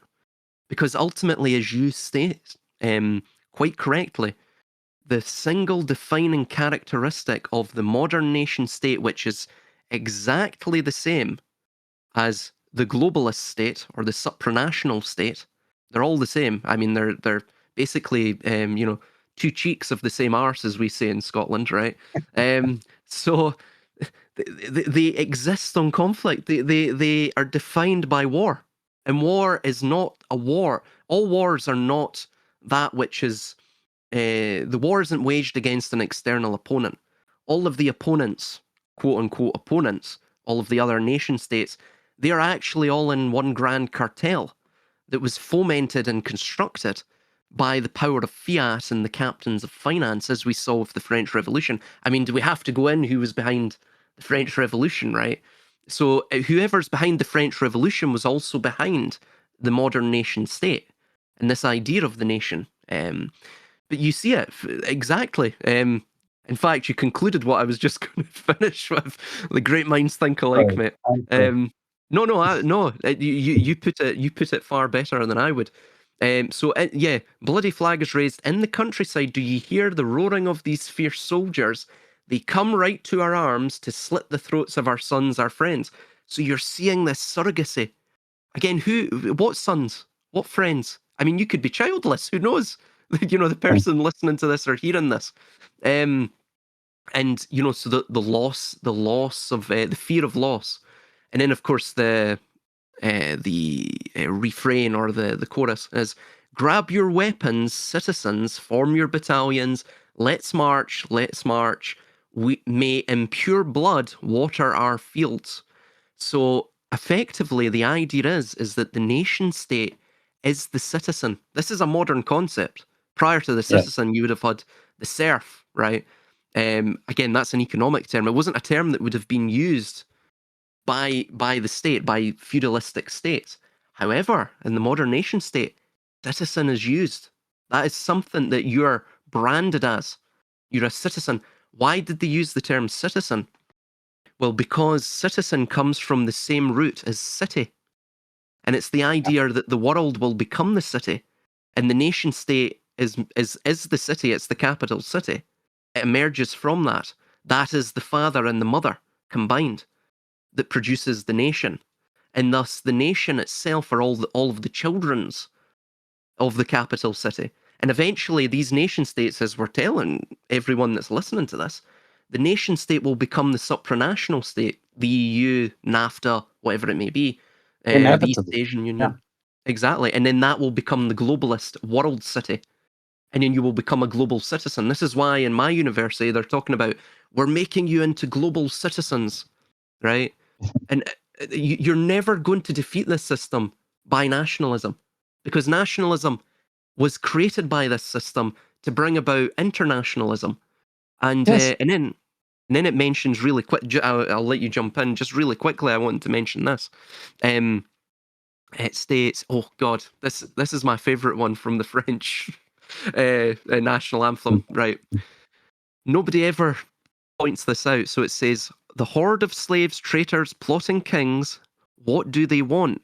For whom these vile shackles, these long prepared irons?" And then it repeats that, "Frenchmen, for us, oh, what an insult! What emotions that must excite!" And then get a load of this. "It is us that they dare to consider returning to ancient slavery."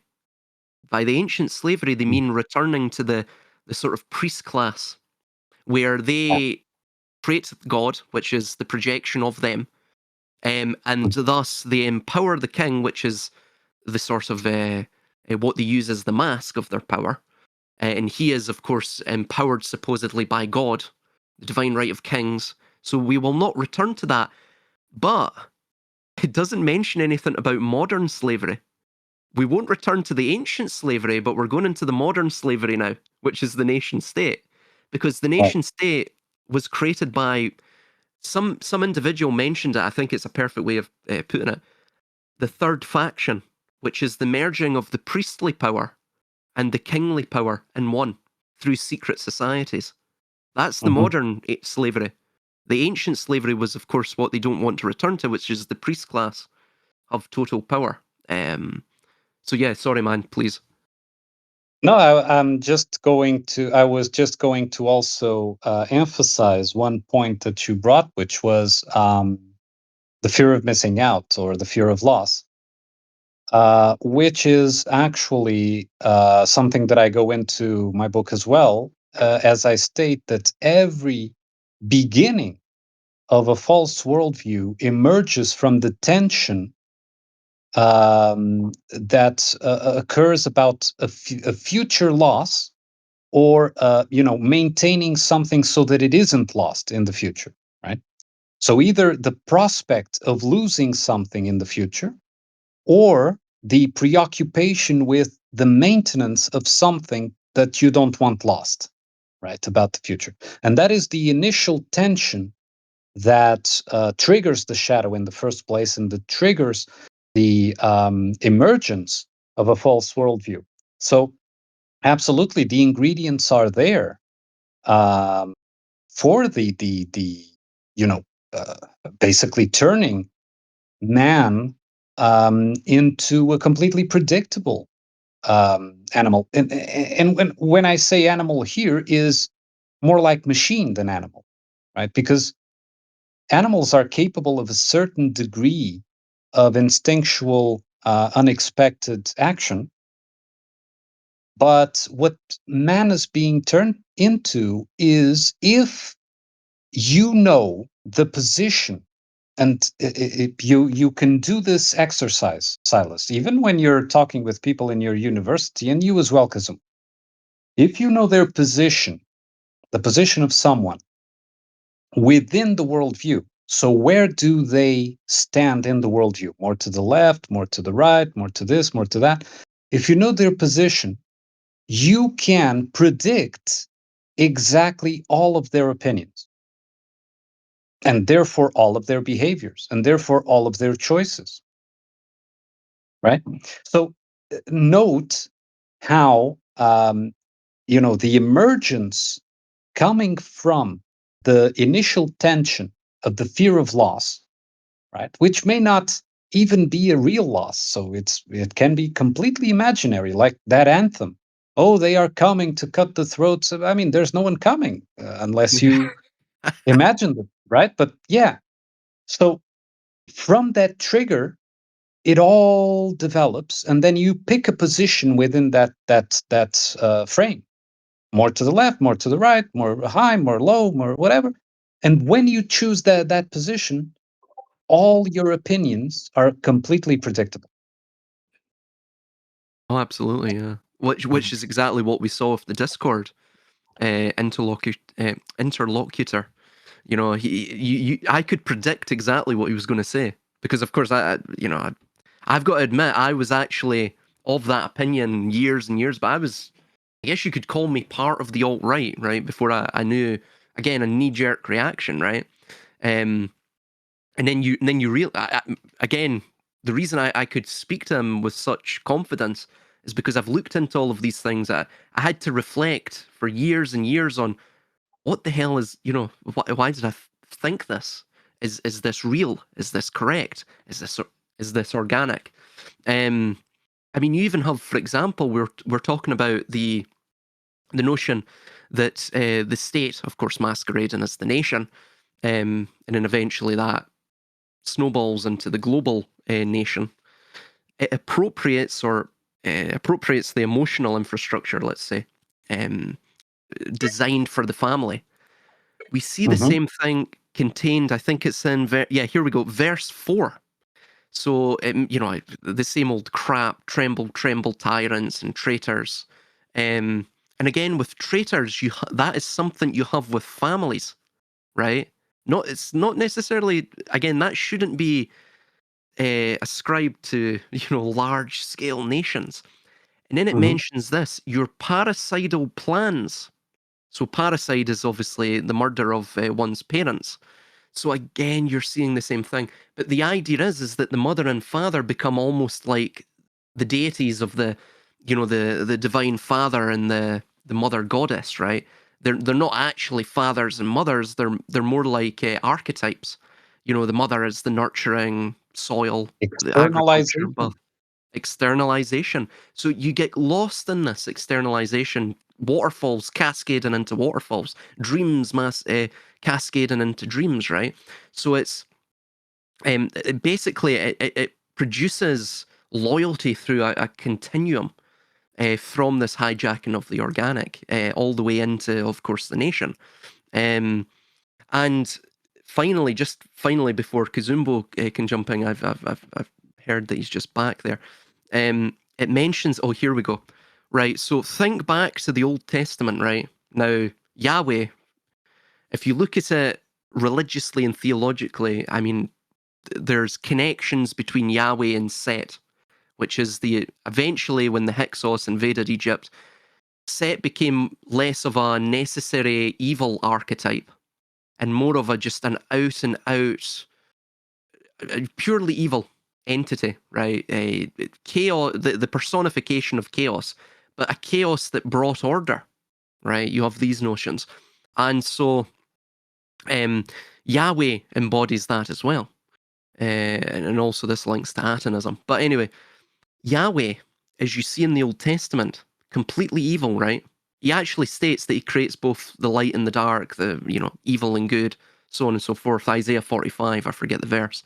So anything, if you with that cognitive dissonance in mind, right? If you worship this deity and the priest is telling you this Yahweh is completely magnanimous, he's a beautiful kindred spirit, he is the creator of all, he is goodness, right? And human beings, of course, completely contrary to what we hear in the modern day, they're not evil. Most human beings ultimately are good. They just want to live in peace. They don't want to bicker with others. They generally just want to be left alone, right? As do most animals. They have no ill will, or they hold no ill will against anyone else, unless, of course, we have this propaganda like the nation state and all of this. However, if you believe, if the priest is telling you this thing is good, but you're reading in the Old Testament that in fact he creates both the light and the dark, good and evil, right? And you see evil in the world. So you're thinking, well, how can a being of good create this? What it does is it actually creates in you cognitive dissonance. It creates a learned helplessness, which allows you to externalize even more of your agency into the priest, because you have no idea. You're basically in the wilderness. And then you get the sort of holy wars, right? Which essentially were the precursors to national wars, wars against nations, right? Based upon patriotism. Essentially, if you are a holy warrior for this really good God, right? Which, again, that's not the case from his own bloody book. but the priests are telling you he's a great God, right? He's goodness personified. Then any evil that you do in the name of It's that God justified. is justified, same as we're seeing here. Verse 5, Frenchmen, as magnanimous warriors, bear or hold back your blows, spare these sad victims regretfully arming against us, but not these bloodthirsty despots, but not these accomplices of Bouet, all of these animals who, without pity, tear their mother's breasts to pieces. So basically, anyone who's against us is an animal, isn't a human. So it's the same. It really baffles me how people don't look into where the modern nation state came from. It comes from the And same place as religion. Sorry, man, please. absolutely. And listen, um, going back to that subject, recently I had also a sort of a discussion with someone that was holding the position that more or less of what you were saying. And I told them, okay, but the deluge, right? So the deluge came about because men were considered evil. And so they were so evil that God had to eradicate or destroy his own creation because they were considered evil.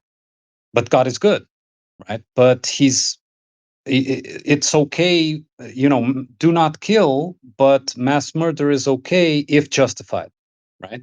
So you see the problem here, of course, as a principle, right? To either killing is wrong or killing is justified. And of course, we know that in nature, sometimes, very rarely, killing is justified, right? So I do not hold the opinion that thou should never, ever kill or ever do any of these things. But the principle of a deity that determines what behavior is evil and what behavior is good puts you in the hands of the priesthood that can interpret what behavior saves I can go. you from the damnation, right? Because you don't have a concrete directive, right? Because even if you seemingly follow all the rules, it seems you can still be considered evil, right? In that worldview, which to me doesn't make much sense. But that's to me, right? So you have to rely on the expert that interprets what is evil and what is good. When you know innately, each of us innately know when the same action, an exact same action, can be considered good, and an exact same action can be considered evil. We know this innately, right? But we externalize onto a figure, onto a, let's say, all-encompassing judge of what that behavior should be in a one formula fits all, and all situations are the same, let's say, right? So um, it is a really key point, to understand that none of this can be justified, not in the religious sense, and certainly not in the um, you know social sense, if you want to put it that way.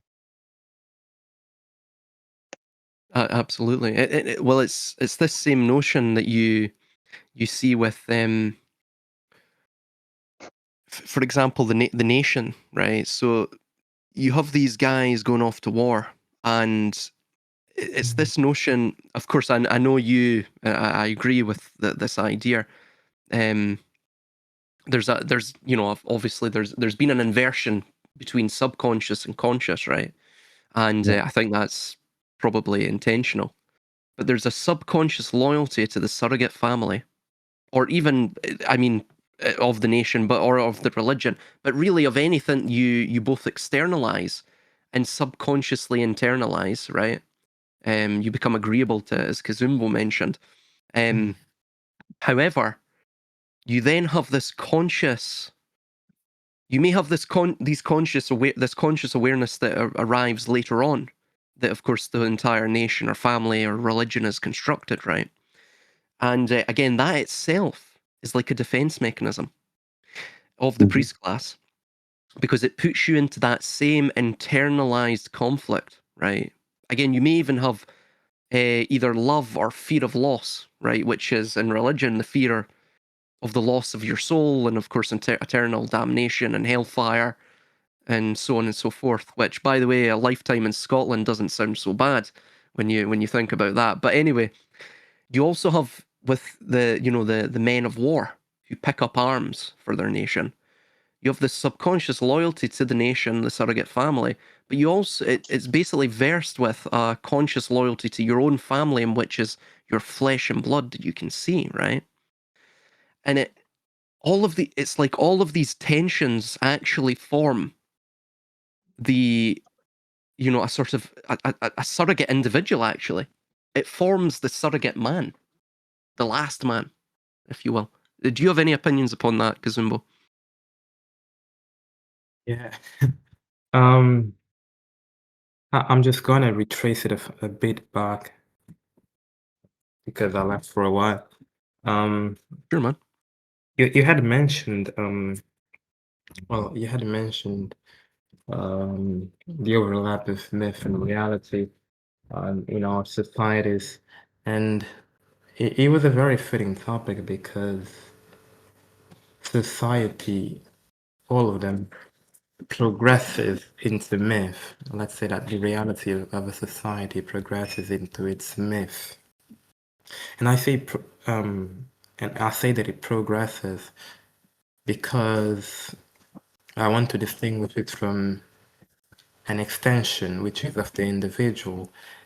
He who belonging to a certain period of time within that said society feels an affinity to that given time and that given context, right?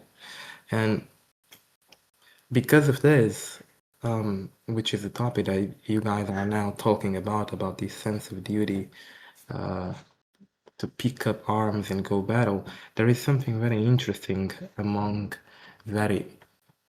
a lot of intellectuals that most of them have, not most of them, but very famous ones have gone into battle while they had no obligation to go, right? And usually it happens during the late stages of their lives. So I don't know if you have any thoughts on that. I always thought it to be very a common trait between them that I just don't understand. Regarding the idea of men going into battle later on in their lives, Particularly intellectuals. well, upon the idea of battles.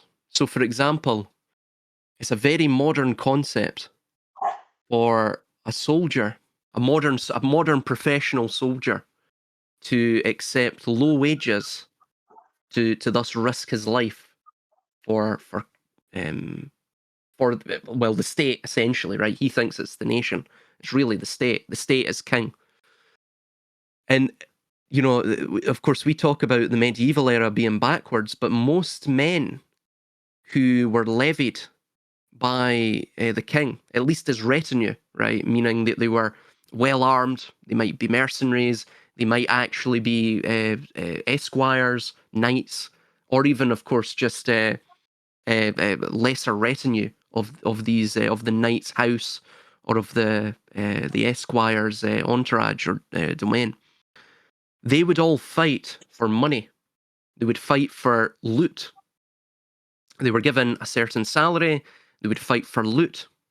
But then you have it's totally backwards now, because you've got men who will make, less than for example, in the British Army, I think it's probably like less than £200 a week if you're a first-class private. However, at a moment's notice, you could be sent into a war zone and die and have absolutely nothing to show for it. And in fact, you actually can't loot under the modern rules of engagement. You can't loot. You can't loot artifacts. Of course, soldiers do it, but you really, you can't. You're not allowed to do it. So it just shows the level of control. Again, because they believe they're fighting for nation. It's not just they know that they're fighting for the king, right, and his domain and his private estate. They actually believe that the private estate of the state, which is the new king, is in fact that they have a share in it. I mean, how many soldiers come home and are basically, destitute? I would wager more than 80%, right? So it's, again, the nation is an imagined kinship. And it even has economic ramifications, for example, where they actually believe if their nation's doing well. So, for example, we hear all the time about, well, how is the GDP doing? How's the nation's economy doing? Do you notice the better the nation's economy does, or the GDP goes up, right? Do you notice the worse off we all get? It's strange, but you get all of these arguments from people, and especially if there's some sort of political event or something going on. You got it during Brexit and that, they would, or the Scottish independence thing, they would go, well, how, our GDP would be terrible and all of this and that. And they also mentioned, well, what about the GDP? What about the economy? Right? It always comes down to that. However, when you look at it from real world examples, the better off that the nation is doing, economically or statistically speaking, the worse off we will be doing, right? That appears to be the pattern. So again, but people don't realize that. What they see with their eyes, it's like they've now, with the nation state, which is basically the deification of the abstraction of the nation, be it the mother nation or the father nation, they just have, it's almost like they subconsciously don't agree with what their eyes see, and what their lived experience is. They just, it's very strange. Yeah. Do you want to go and say anything, Armunn, or? No, you can go ahead. Go ahead.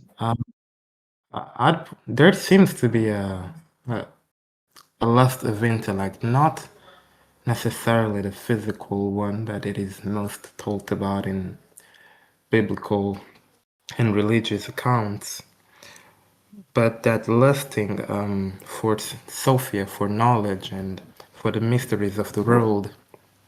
And these intellectuals who spend most of their lives trying to unravel these things, particularly those pessimistic ones, such as Nietzsche, Schopenhauer, and whatnot,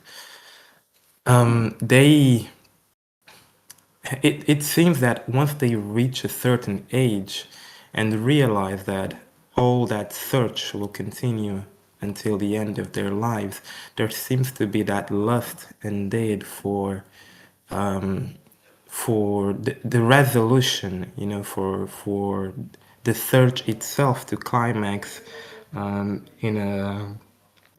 a glorious manner. Let's put it that way. Because often, intellectuals are often they fantasize about glory, although it is very, very pathetic. And so, during these late stages of their lives, I noticed this pattern that, having realized that their realizations aren't enough to decode the mysteries that fascinate them, they resolve into just either accepting it, committing suicide, or trying to go out in a glorious manner, such as war.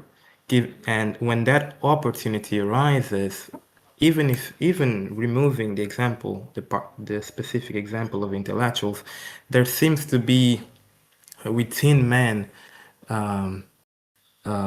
the newfound opportunity to make definite sense of your life, right? You just go to war, and it's like it's the duty that you have been battling throughout all your years, your course of anxiety and struggle suddenly becomes facilitated by the very prospect of war. And I think that call that individuals failed to go into it is not just that manipulation, but really the individual itself finally having an opportunity to feel themselves defined by something, even if it is external, right? Because if you would say that, well, you would say that you could pose that glory is collective and greatness is individual, right? And if you dream of glory, that most of the times it will be so that your ideal way to go out is to do so in a manner of benefiting the collective, right? You say, let's say you as a teenager are fantasizing about fighting a couple of guys to save some old ladies. But it's always saving something more than yourself, even if it is just a person that you are saving, but it represents a lot more than yourself. That's what I'm trying to say. The Mario myth. Yeah. You're fighting Bowser to protect Princess Peach. Sorry, I totally misheard you initially. Yeah, you're talking about intellectuals doing battle. Yeah, I'll let Yeah. Armunn jump in, and then I've got a few things to consider on that. No, go ahead. Go ahead first. I'll speak in the end. Well, the idea is that I think, basically the intellects or the intelligentsia of society, even people that think, right, that do think, and even discussions like this, right, whatever it may be, fundamentally we're trying to make sense. We're trying to make sense of chaos, which itself is born of doubt.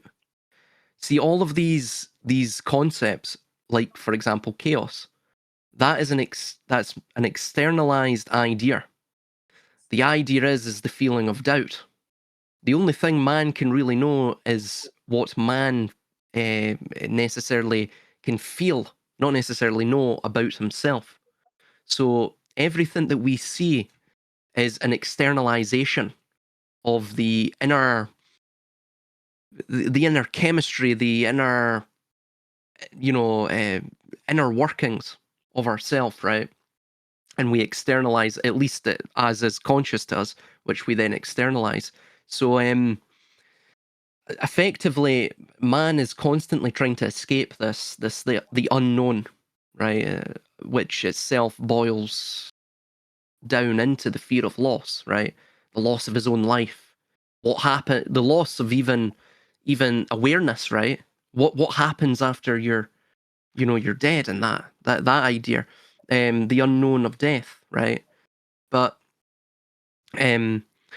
so he's trying to understand. He's trying to find heaven, and fundamentally, heaven is the panacea to his doubt, to the a life lived in doubt.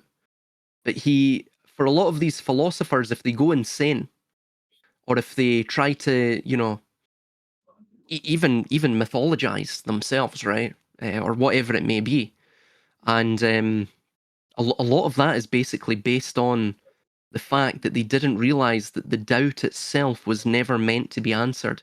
The doubt itself was the path laid towards liberation, and the liberation is understanding that, well, fundamentally, yes, you will know nothing, but it's understanding as well that what is created in man's world is merely the externalized ramifications and artifacts of man's own soul and his own mind and his own what would a term be? His own irreconcilable conflicts, I would say. So that's pretty much everything you see. And the nation state itself is essentially just a bunch of avaricious individuals, or religion, or any control mechanism. It's essentially getting you to engage in an artificial identity, right? Which is a thought form produced by another person or a committee that's outside of the individual, based upon your opposition to something. I think it was Gerard that mentioned something about mimetic tribes. Basically, all identities, like what you're mentioning, Armunn and Cazumbo, and we're mentioning here, they're as we saw in the Discord, it's based around the idea of antagonism. You identify as this because you oppose this, right? This is why all societies are fundamentally characterized and defined by their principle to wage war, because the war is unceasing. And then finally, as well, this is why you see, for example, nationalism will always polarize. So will supranationalism. Religions will define people as the other, as the heretic, right? To burn them. All of this loyalty, treason, these ideas are built into it because fundamentally what they're trying to protect is something that is completely false, right? But why should you not be able to criticize a religion? Why should you not be able to criticize a nation? Why should you not be able to criticize royalty? Well, because all of these things are imagined. They're not real. They're projected abstractions, you know? So you have to protect the veracity that it is artificially constructed. That would be my point. Jump in, Armunn, if you want, or anyone. If any intellectual, philosopher, whatever, reaches a conclusion that puts him at odds in the sense of as an opponent to anything in the world or the world itself, he has done a lot wrong, in my opinion, because he has embodied the actual, even if from an alternative point of view, he has embodied the actual false worldview he probably initially set out to deconstruct. Right? It's in the same way that I do not see the manipulators of these systems and the scripts and so on. I do not see them as enemies because I assume my responsibility and I expect, although maybe I shouldn't, but I expect that every individual assumes their responsibility as well, in the sense of they are basically reflecting back at us something we projected, something we outsource, something we gave and continuously give. And we can say, okay, but an individual, what can an individual do? Sure, an individual can't do anything in the sense of a big change, but each individual, one at a time, just by being aware, just by doing this exercise of responsibility, of being, reconnected to their actual individuality, can change. Even if they don't see it immediately, but things have an effect. There is an effect, you understand, from this disconnection. That's why they always want the economy of attention running, right? They always want people hooked in. They always want, whether you're pro or against a subject, they want you hooked in. Why? Because you outsource your attention to that particular matter, right? So if a philosopher, an intellectual, has something to fight in the world in general, some enemy in general, I'm not talking about a particular fight that you may have to fight in your individual life, something, um, you know, in the particular individual path. But in general, if you have an enemy in general, there's something you misunderstood, in my opinion, because that is the whole point. It is to deconstruct when you deconstruct, when you analyze and deconstruct the false worldview, you eventually deconstruct the nature of general conflict, the nature of war, the nature of perpetual. What were you saying, Silas? Permacrisis, right? The nature of permacrisis, the nature of always having something wrong going on.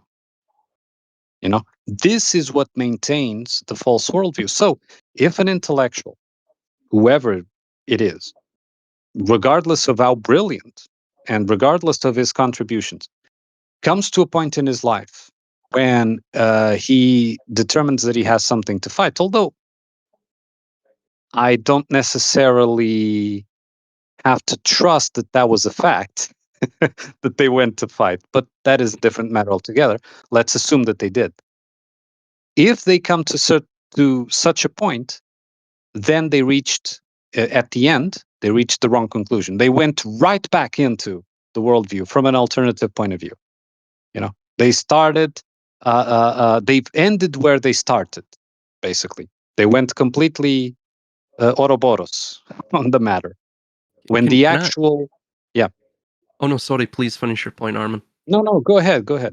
I was No, more or less finished.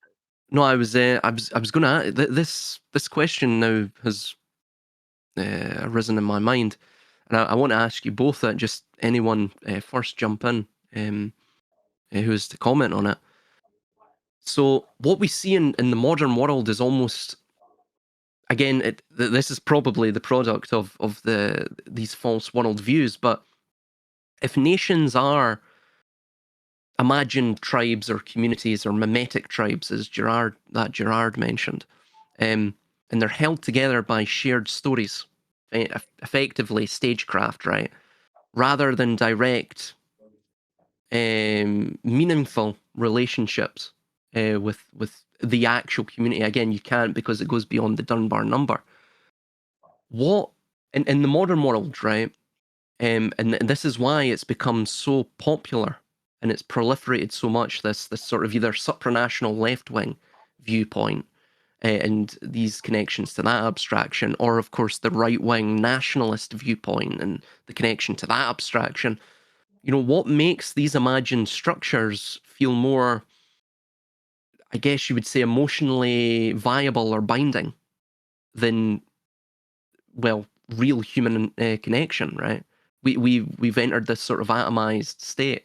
I mean, does anyone have any answers to that, or can comment? Because predictability is preferred. It's as simple as that. In a world where what evil is defined concretely, and where what good is, everything is predictable. You know that these people are your enemy and these people are your friends.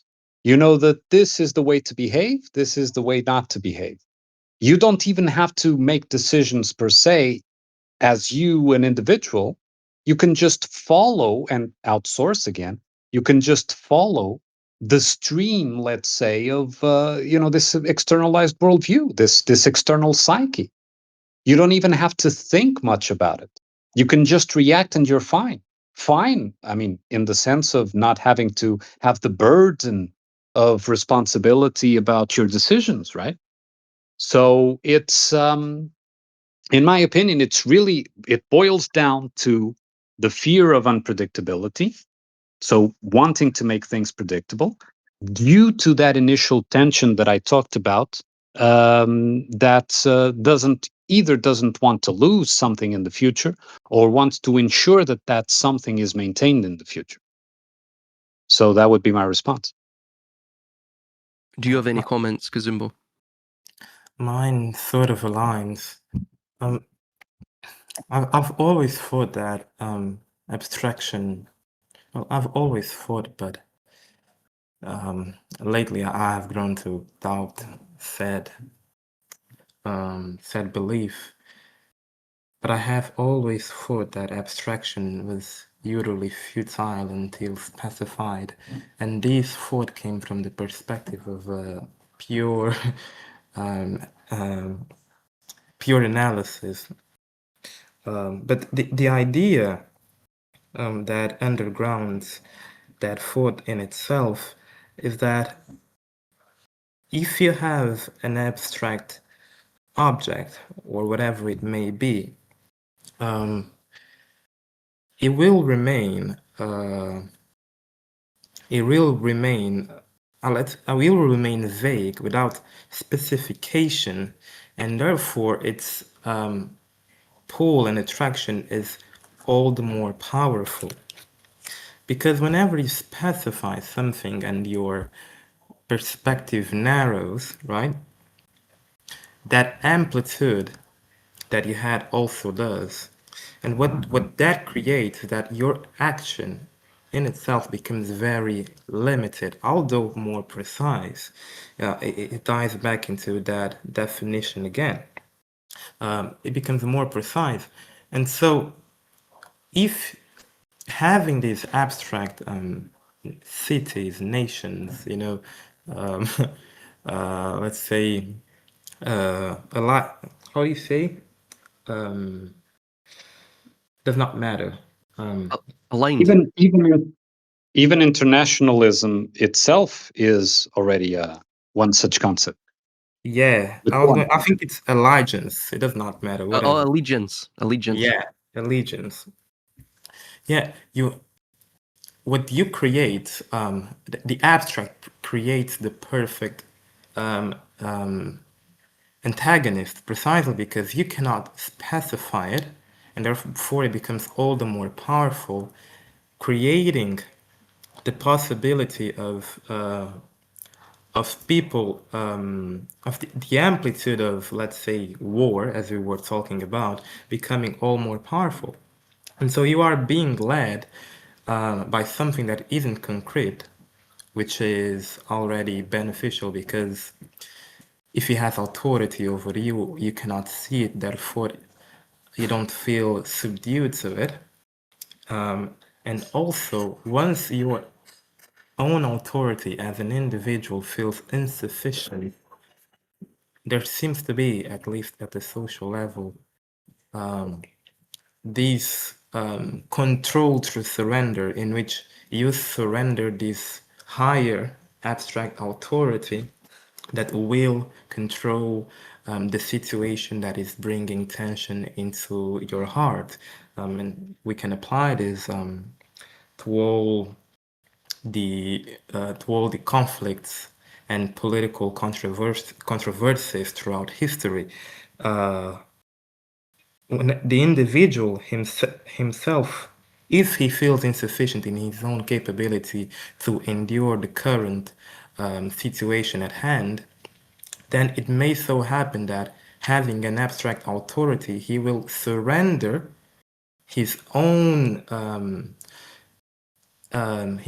quality as an agent to let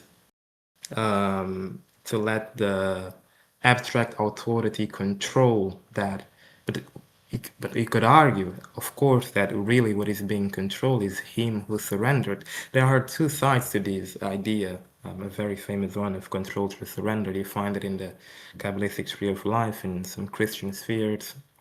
There is also there in the Buddhist view, if I'm not mistaken, and Armunn can correct me in that.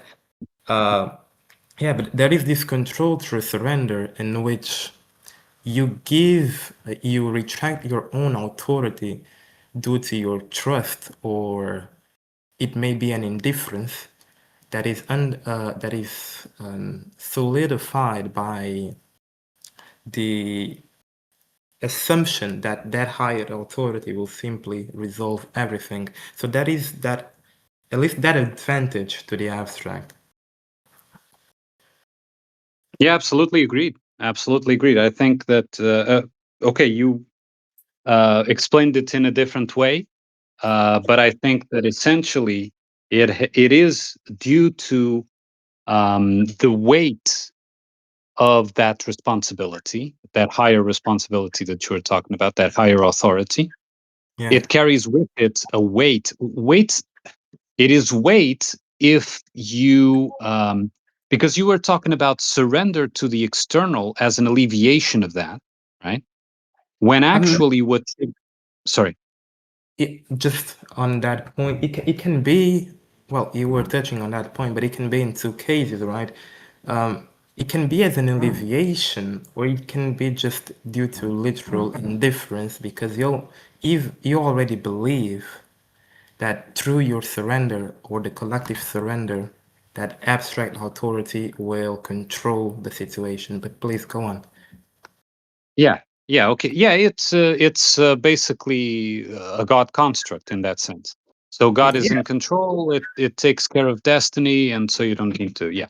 But that is actually already a copy, because that is what is supposed to go on individually, in the sense that the mind character, since it is very limited and does not have access to, let's say, an overview of things such as the ego has, which is always functioning. The ego is always there in the psyche functioning, even though the mind character does not always pay attention to or is aware of its presence.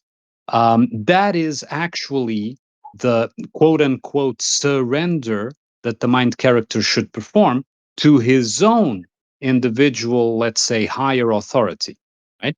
And that individual higher authority, yes, will guide that mind character to whatever he should be doing, whatever, it removes that weight of responsibility from the mind character.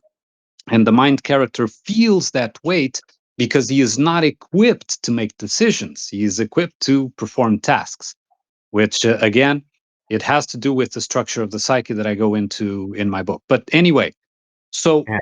that internal surrender, quote unquote, although I don't necessarily like the word, but let's use it for the sake of argument, that internal surrender is then copied outside as a predictable world, right? So instead of you functioning on the unexpected, knowing that there's a higher part of you that will know what to do when the decision comes, right?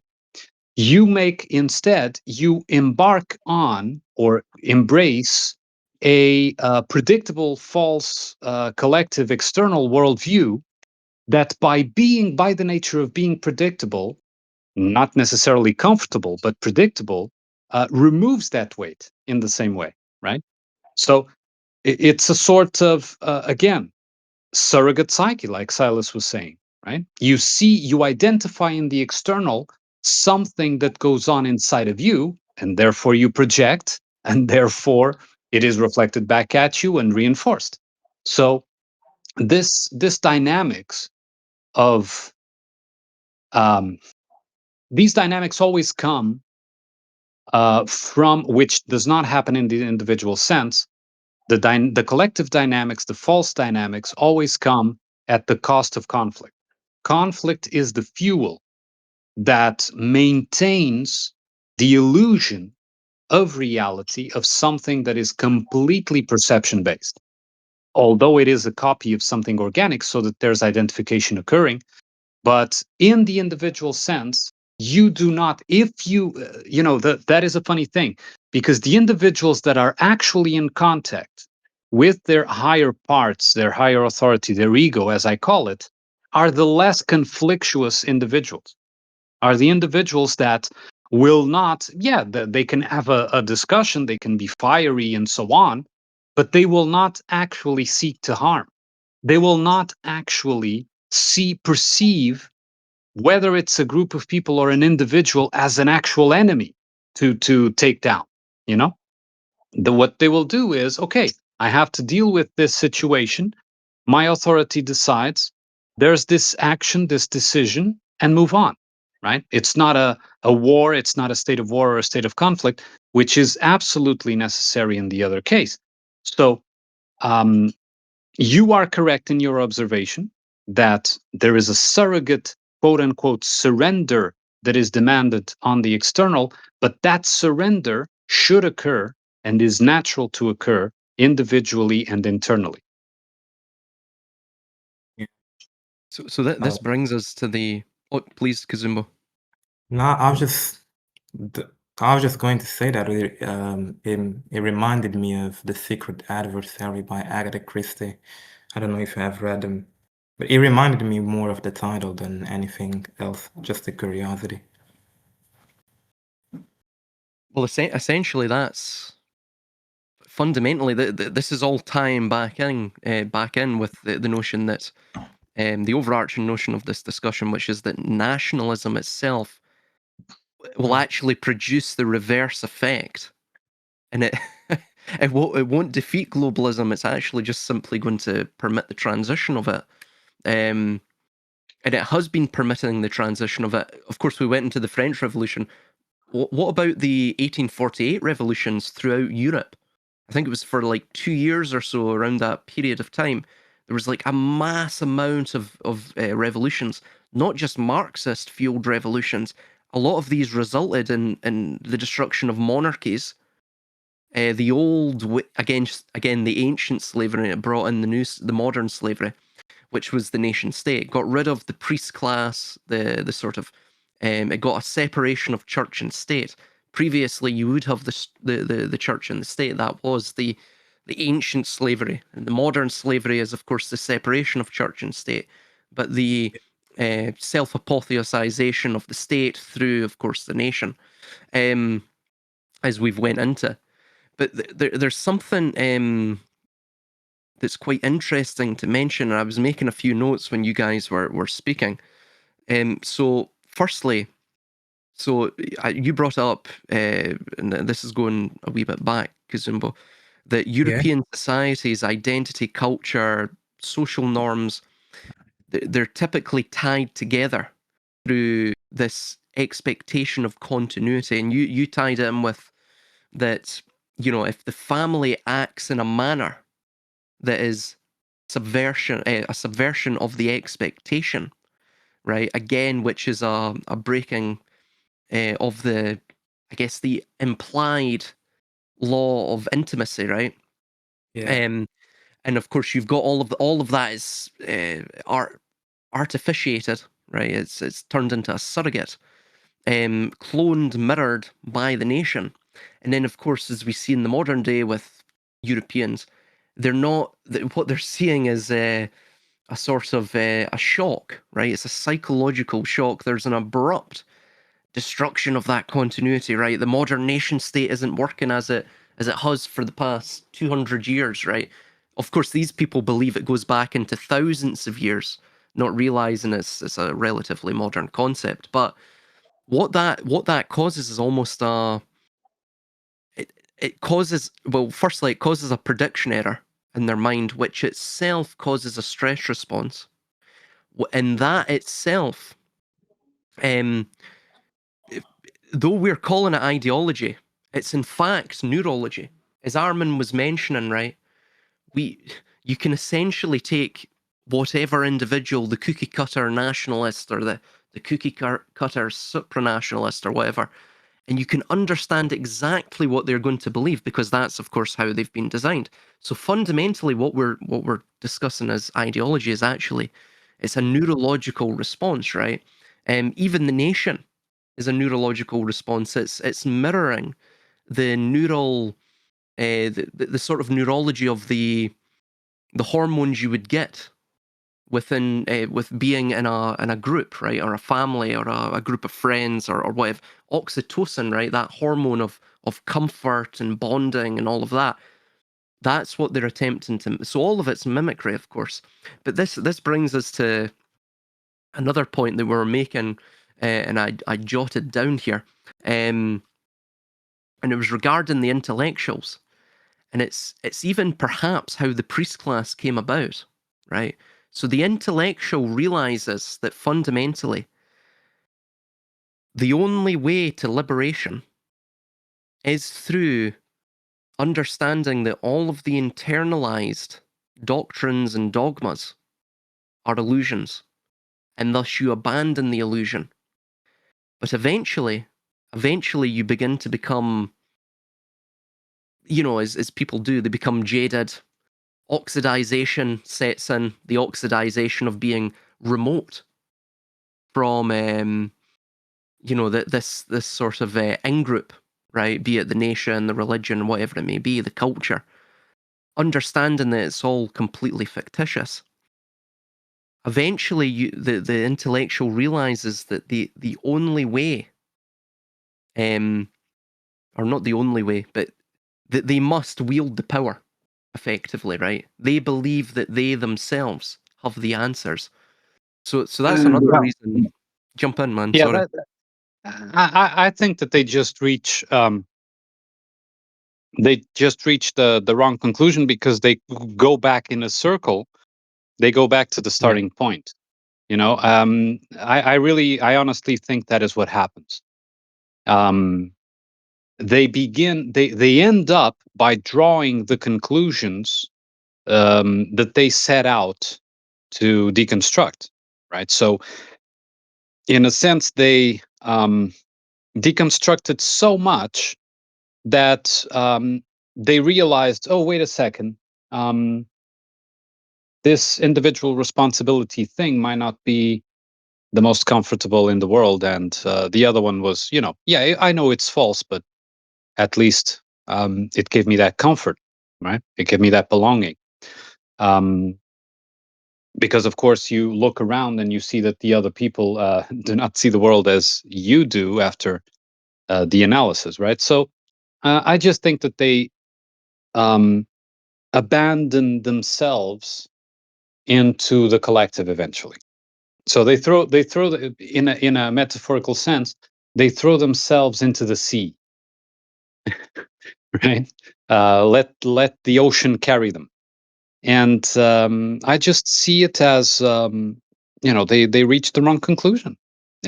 What they should do is, like in that poem that I included in the book, at the end of the book, you will see things rise, things fall. You already know where it's going to lead. You can predict these things. Once you analyze, once you see things, the false collectives as they are, you can almost predict. You can almost see what is going to happen next. You know how people are going to react, etc., etc. Why are you going to get involved? Sure, you're immersed in them. You have to negotiate, but negotiating is a matter of survival within the family or whatever setting that you're in. Another thing is getting involved. Another thing is giving in, right? Because the whole point is that the collective wants your attention. It requires your attention. It requires your validation, your participation. And that is what you shouldn't give. So if you go and set out to, make war or whatever, like Cazumbo was saying, it means you reached the wrong conclusion. You didn't really understand all that you've observed, You no were matter how brilliant you were. critiquing power, but you didn't really understand why power itself is false. Yeah, because most Yeah, people, absolutely. and it goes back to that conversation that I had years and years ago, and that I know I related to you already, with someone that was blaming a particular group on everything, right? And um, I noted that this person was behaving exactly on his projection, like his projection of that particular group, right? And so what I told him is, okay, imagine you have a button in front of you, and you press that button, and all those people that you identify as such disappear from the face of the earth instantly. What do you think will happen? And the answer of this person is, oh, heaven on earth, finally bliss and peace and etc., etc. And I told him, no, what will happen is that people like you will take their place, right? Yeah. Because you are projecting onto them exactly what you want to do. You envy power, like Zeal was saying the other day. You envy power. You don't want to deconstruct power, and this is the ultimate I've conclusion that I think they reach, I've saw a lot of people as well in those circles. I've pretty much traversed every circle, no, at least in the conspiracy world, perhaps in the political world as well. And what you tend to find is, see, they need to find the opponent. So, for example, with that specific group, um, they they they will invent them, or they will reinvent themselves into what they opposed. because what they opposed was actually the lifeblood of their entire identity, right? So Exactly. The that as worldview well. depends on an enemy. Yeah. I think Exactly. it's just because identity seems so exclusive at heart that it just requires by inference an opponent or an adversary. For example, you could say the biblical one, like the angel Michael. He says, "Who is like God?" Right? So he's essentially trying to find out who is trying to rise to the spot of an adversary to equalize themselves in identity, which is supposed to be exclusive, and that in itself creates the boundary that, well, you can say subconsciously creates the enemy or the opponent, which makes these conspiracies and these forums and whatever thrive. Yeah. Yeah, absolutely. It is a matter of um I think ultimately it is a projection of a need for the false worldview to maintain itself, that enemy exists. And if it doesn't, if it is not perceived in the natural vicinity where the individual is moving around, you will have to project it onto someone. Yeah. So I, they can't live in peace. Yeah. yeah. I would like to ask you, particularly you, but also feel free to answer, Silas. Um, what do you make of imitation as as a means of socialization? You have these in sociology that one of its means, the means of socialization, is imitation and the most classic example is the way babies imitate their parents and the people around them to form their habits, to form their worldview. Uh, what do you make of an identity being imitated? Well, the That, identity, no. I'm sorry. oh no, sorry, I was just going to say that's absolutely synchronistic because that was the next question in my list. Sorry, Armin, please. Well, not identity, but that is a perfectly healthy and natural human behavior that actually facilitates the integration of a newborn element into the family and so on. That is weaponized. So it Mhm. is basically, a quicker way to learn, but it implies that, or it is, organically, in the organic sense, it is implied that you are imitating adults that are themselves organic, and this is not the case. So what they actually pass on mimetically is already the artificial baggage that they themselves acquired, right? And so, of course, with it goes this identification with this perception of reality and your place in it, right? So it is, in my view, a perfectly healthy and natural human behavior, even very useful in the sense that it speeds up the learning process that would otherwise perhaps take much, much longer. That is why, children are basically, sponges for behavior, and even energetically, they pick up very well the moods of people, and the things that go, the undercurrents of behavior. They pick it up very well, but they expect, organically, they expect that the others are being honest in the organic sense, in the so that they are actually like that reality that they are behaving with or interacting with is exactly that. And of course, that is not the case. And so it generates a misidentification, in my opinion. And eventually, if the individual has tendencies, or something in his path makes him reconnect somehow to his individual authority, it will excuse him, it will put him in a position of having to deconstruct those mimetic learning patterns that he acquired in his childhood. I totally agree. So yeah, it's the idea that we've been discussing. Essentially, they will hijack and completely readapt for their own purposes the organic, something that's organic. Again, organic meaning it's found within man, and it's a way in which man can, I guess, elicit and express his own either instinctual drives or even psycho-spiritual drives. Right, all of that is a vulnerability, an avenue in which they exploit. There was something else I was going to ask is of both of you, and I'm trying to find the comment now, and I found it interesting. Of course, this is a comment within the greater framework with this individual that we were talking to about this, and if I can find it, he mentions that. Yeah, I think it was after this.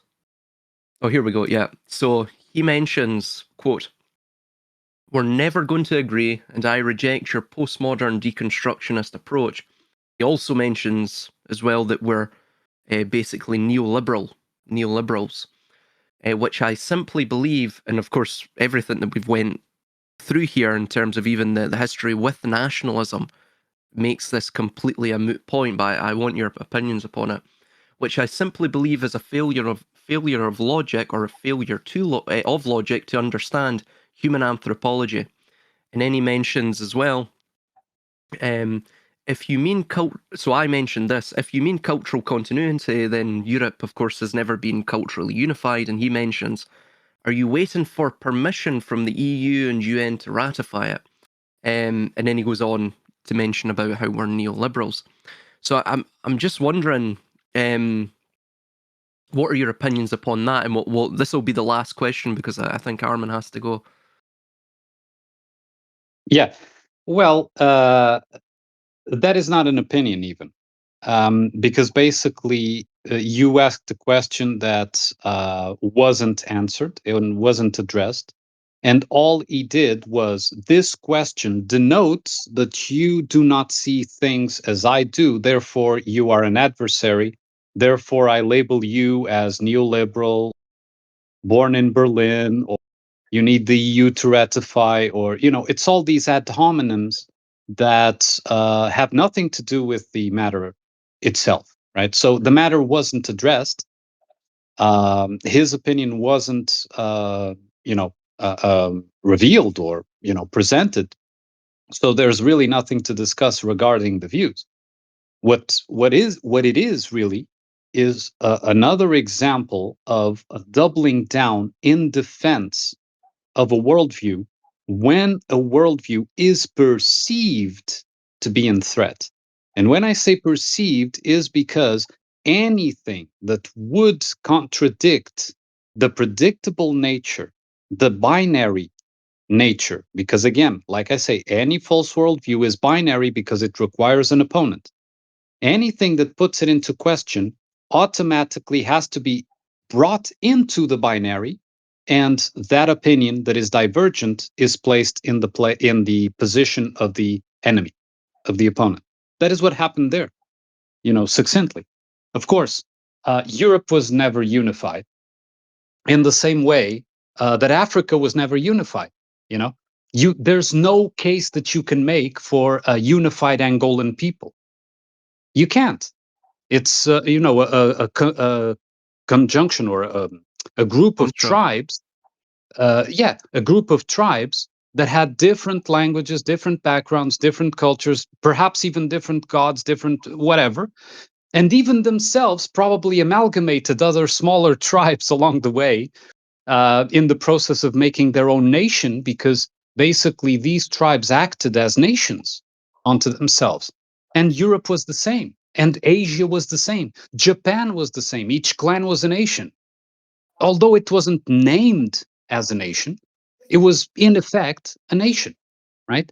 And then the Meiji Restoration happens, unification. Now all these nations are one, right? It's the same thing. There is no continuity. You understand? I sincerely understand that it is played upon this distrust towards the one that looks different, the one that acts different, right? I understand that that is played upon. But once you stand on a firm ground within yourself, how is that perceived as a threat? You know? Of course that I know, of course that I am aware of what neoliberalism is doing. Of course that I am aware of what the multicultural idea is for.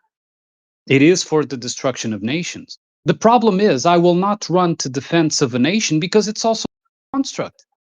You know, what I am for and where my position is observing from is outside of all that. I want the organic. I don't want any bullshit dichotomies and binaries.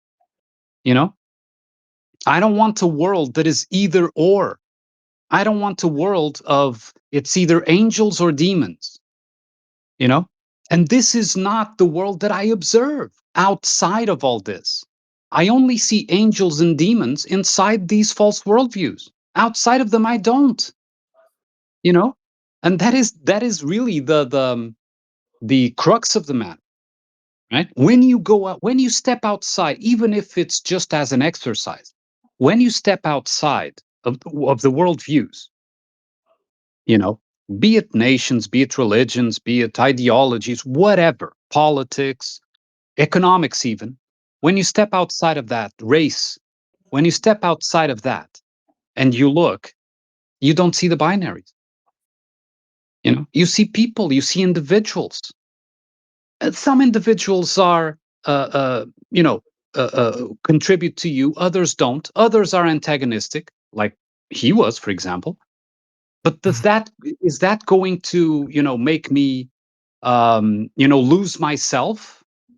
No, I stand on my ground. They stand on theirs if they have a ground to stand on.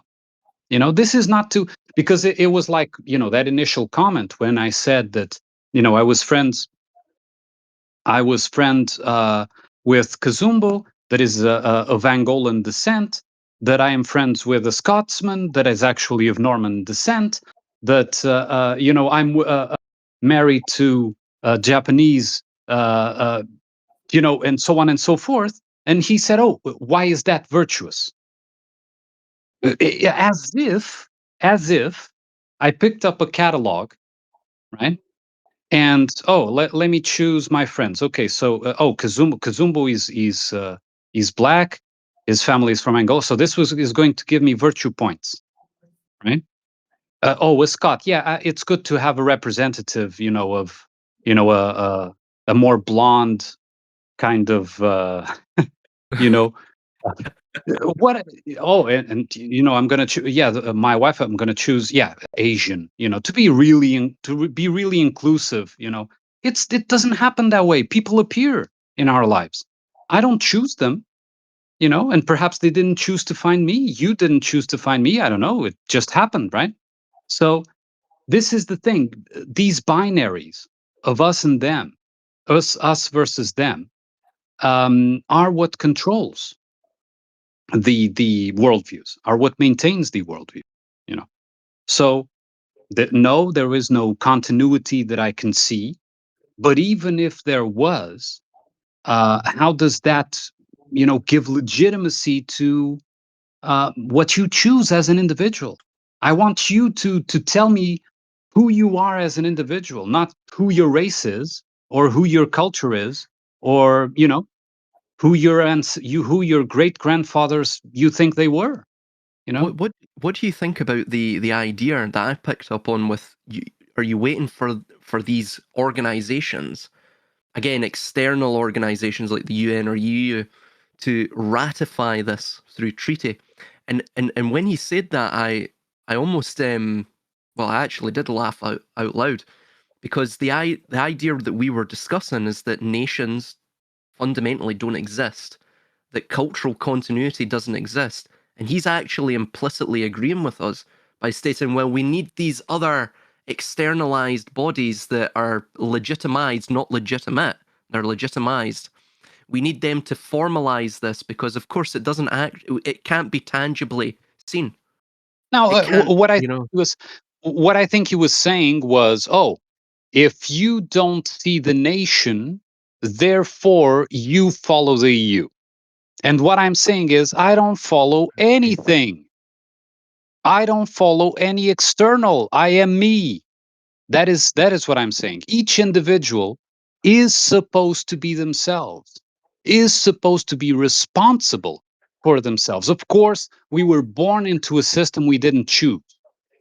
And we were born into these worldviews that we didn't choose. But ultimately, when we try to recover, if you want to put it that way, when we try to recover our souls back, if you want to put it like that, right? We don't need the EU or the nation or the religion or the Pope or the whatever it is or the doctor to tell me what to choose. That is the whole point. You understand? yes. That is the whole point. So we don't need any external. Apparently, he would think that you would always need an external, right? Because, okay, That's what appears, yeah. right, if you don't agree with the collective of the nation, then your collective must be this one. No, I'm completely outside of that. I don't give a shit about any of these sides. You know, they don't, I don't identify with any of this. That is the whole point, you know, and as an exercise, it is truly what I'm saying is, as an exercise, if you step away from these worldviews, you don't see the binaries anymore. They disappear. Yeah. From your perception, they disappear. Because They they're vanish. not organic. Jump I in, guess Cazumbo. what happens is whenever you don't identify with that which is socially acceptable, you become not an identified individual, but on the contrary, an entity, right? And N, that prefix, I think it primarily means in or even within. Perhaps that would be more precise. So you become treated as this identity within society. No, pardon me. This entity within society that breaks that continuity that you guys were mentioning about, because identity in its primordial meaning, it's being the same. It's a state of sameness. It's a very clear and fluid, but also defined thing.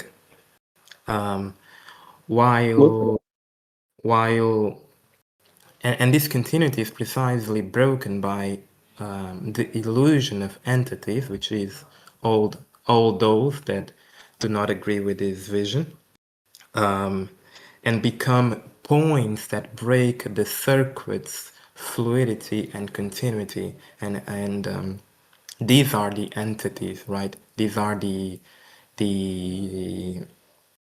It's funny because when I say entity, I mostly associate instantaneously with the idea of labeling, right? And it's precisely this idea that when you are an entity, you are not something in yourself, but something that's being labeled, right? And that's what Armunn was describing.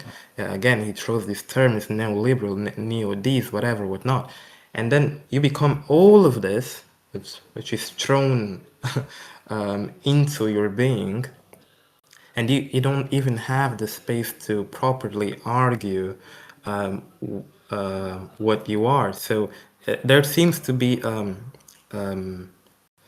just to conclude, there seems to be from the collective an attempt to stand unified individual Yeah. entity. Homogenize. Yes, absolutely. Because these false worldviews have to function as a machine. And any parts that aren't moving in the correct manner, you know, for the machine to work are enemies. You know, they have to be removed. These parts have to be removed. So they view society mechanically. That is how they view society, and all false worldviews are mechanic in nature. Funnily enough, in fact, I think I'll actually put why, because I was actually really, it was hilarious when he said, you're postmodern and deconstructionist and neoliberal. I'm actually going to put the definitions of postmodernism, neoliberalism, and deconstructionism, and I'll put them up, and I'll just show how, in fact, it's not the case. In fact, he's got more in line with the postmodernists. So if you're mentioning it's a mechanical viewpoint, postmodernism is a very mechanical viewpoint. It states something is something else. So, for example, we would state, for instance, identity is, it's a biological and psychological or psychospiritual system that is manipulated by texts. Postmodernism would just simply say identity is the text, right? So it's effectively the identity becomes the essence rather than the essence Right. plus plus the inner workings of something. So you destroy all the meaning in it within the critique. But I'll put it up why that's the case. I think you have to go, Armunn. So we'll end this conversation. I have to say this has to be probably one of the most fascinating conversations we've had today. This was really quite good, and I really appreciate you all coming here today, and with your insight, your sagacious. A pity Zeal had to leave so early, but well. It is a pity. It is a pity. Yeah. I think there's more points we can actually bring up from this and probably continue over into another conversation. But yeah, this was superb. I appreciate everyone joining. So why we are not neoliberal? Well, the view that the neoliberal has of man could be summed up as the Homo economicus, which is the economic animal of man, and that man is a rational economic unit solely. So neoliberals see human beings merely as atomized individuals. And I think this is what our interlocutor was getting sort of misconstrued about regarding our viewpoint. So identity to a neoliberal is largely down to a series of consumer choices. For example, a person in Tokyo and a person in Texas are interchangeable economic units of labour and consumption to a neoliberal. Community ties are viewed as friction to the efficient movement of labour. So it's based around economics, effectively.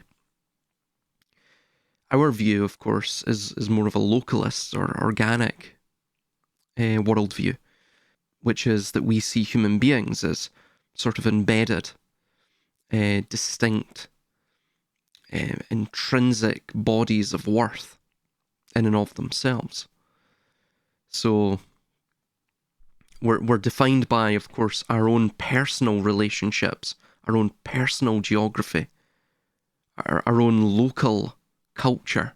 That's not dictated to us by the state that masquerades as the nation, or by social media that creates these, largely fictitious categories such as whites, or even black, or whatever, whatever colour or skin complexion that's been misconstrued as racial lineage or genetic lineage.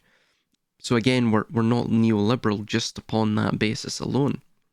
We believe that identity is organic and local. So we don't believe in the notion of interchangeable economic units, which of course the neoliberals do. By the way, the race-based nationalist is very akin to the neoliberal. However, the race-based nationalist just has a view that is not necessarily strictly economic, as we see with the neoliberal view, but they still believe in interchangeable racial units, right? As opposed to interchangeable economic units. A white man in Britain is the same as a white man in, Birmingham, Alabama, for example, right? a white man in Norway is the same as, I don't know, a white man in Andalusia, Spain, right? It matters little about all of these distinctions of locality and organic local culture. All of that falls by the wayside because you have now interchangeable racial units. And by the way, the left wing have the same notion.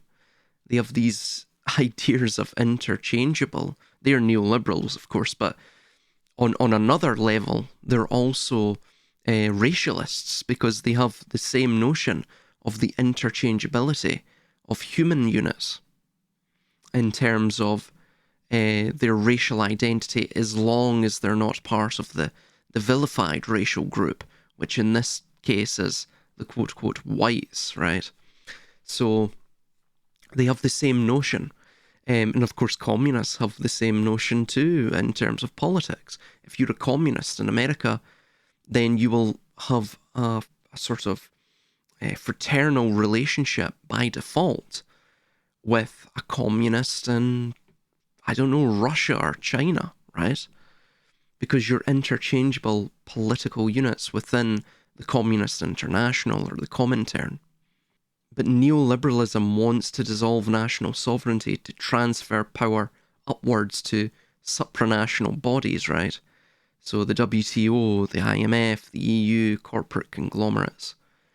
The goal is a borderless world for capital's sake, for both capital and consumption, where local laws cannot impede global trade. In fact, local laws are completely built around bolstering and propping up global trade, which of course the global trade is merely just a euphemism for the rich getting richer and the poor getting poorer, and the hoarding of wealth.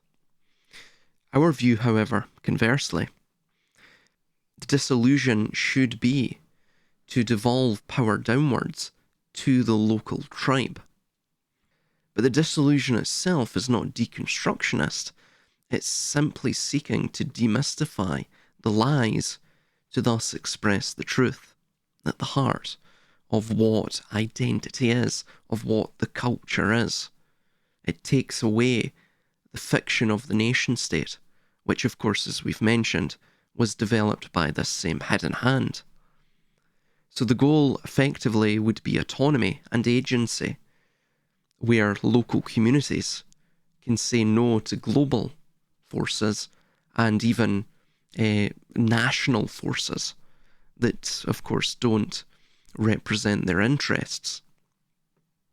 So the crucial difference is that neoliberalism seeks to centralise, where we actually seek to decentralise on a human scale. In fact, nationalism also seeks to centralise not merely on a national scale, but also on a global scale. Think about it. Jingoism, imperialism, all of these ideas, that is hardwired in to the nationalist mindset. So, in our viewpoint, the nation state is a hijacking of the organic local identity, something that's born out of autonomous and voluntary networks of people and networks of relationships within the local area. Of course, I do agree though that neoliberalism is arguably an even more aggressive hijacker of this organic identity. I'm not denying that.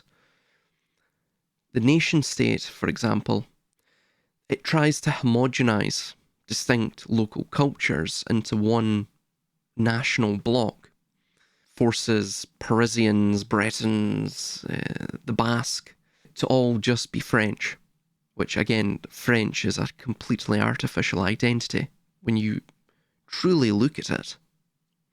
And it's taken hundreds of years to try and congeal the French nation together. Neoliberalism, by contrast, it tries to homogenize national cultures into one global consumer culture.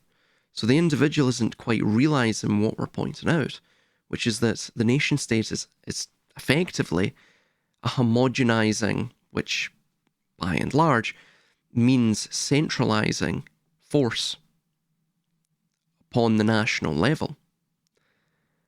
However, that was merely a stepping stone to neoliberalism, in this case, which itself homogenizes in the interests or towards that of a global consumer culture, towards the grey man, the plastic man, the grey state.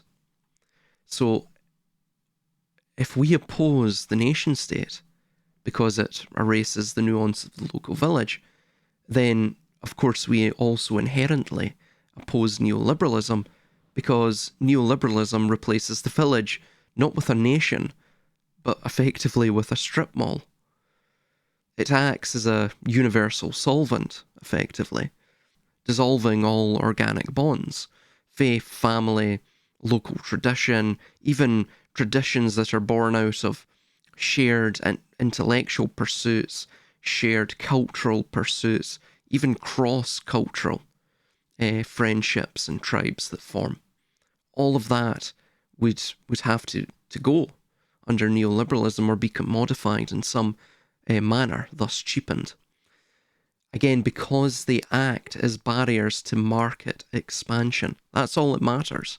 And with nationalism, the idea is all things that impede national consolidation, then eventually national expansion, out with that domestic territorial consolidation, must be vanquished, or of course dissolved by the national solvent of the nation state.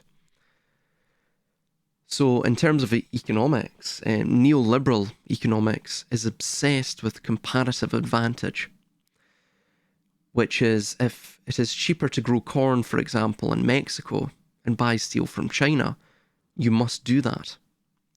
So this hollows out local economies and makes communities dependent on global supply chains. Nationalism does this as well. It simply does this vis-a-vis the economic centralizing force of the city or of the capital city, which eventually gives birth to the neoliberal world city, which then seeks to vanquish the rural folk and to effectively homogenize them and standardize them into this sort of banality.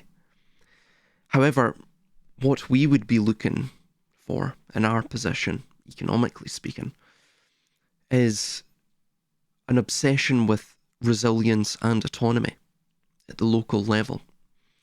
So, a localist community that builds its relationships and its culture upon its own agency and its own voluntary volition, it might choose to pay more for local bread or shoes to ensure that, for example, our neighbours have jobs and the community is self-sufficient.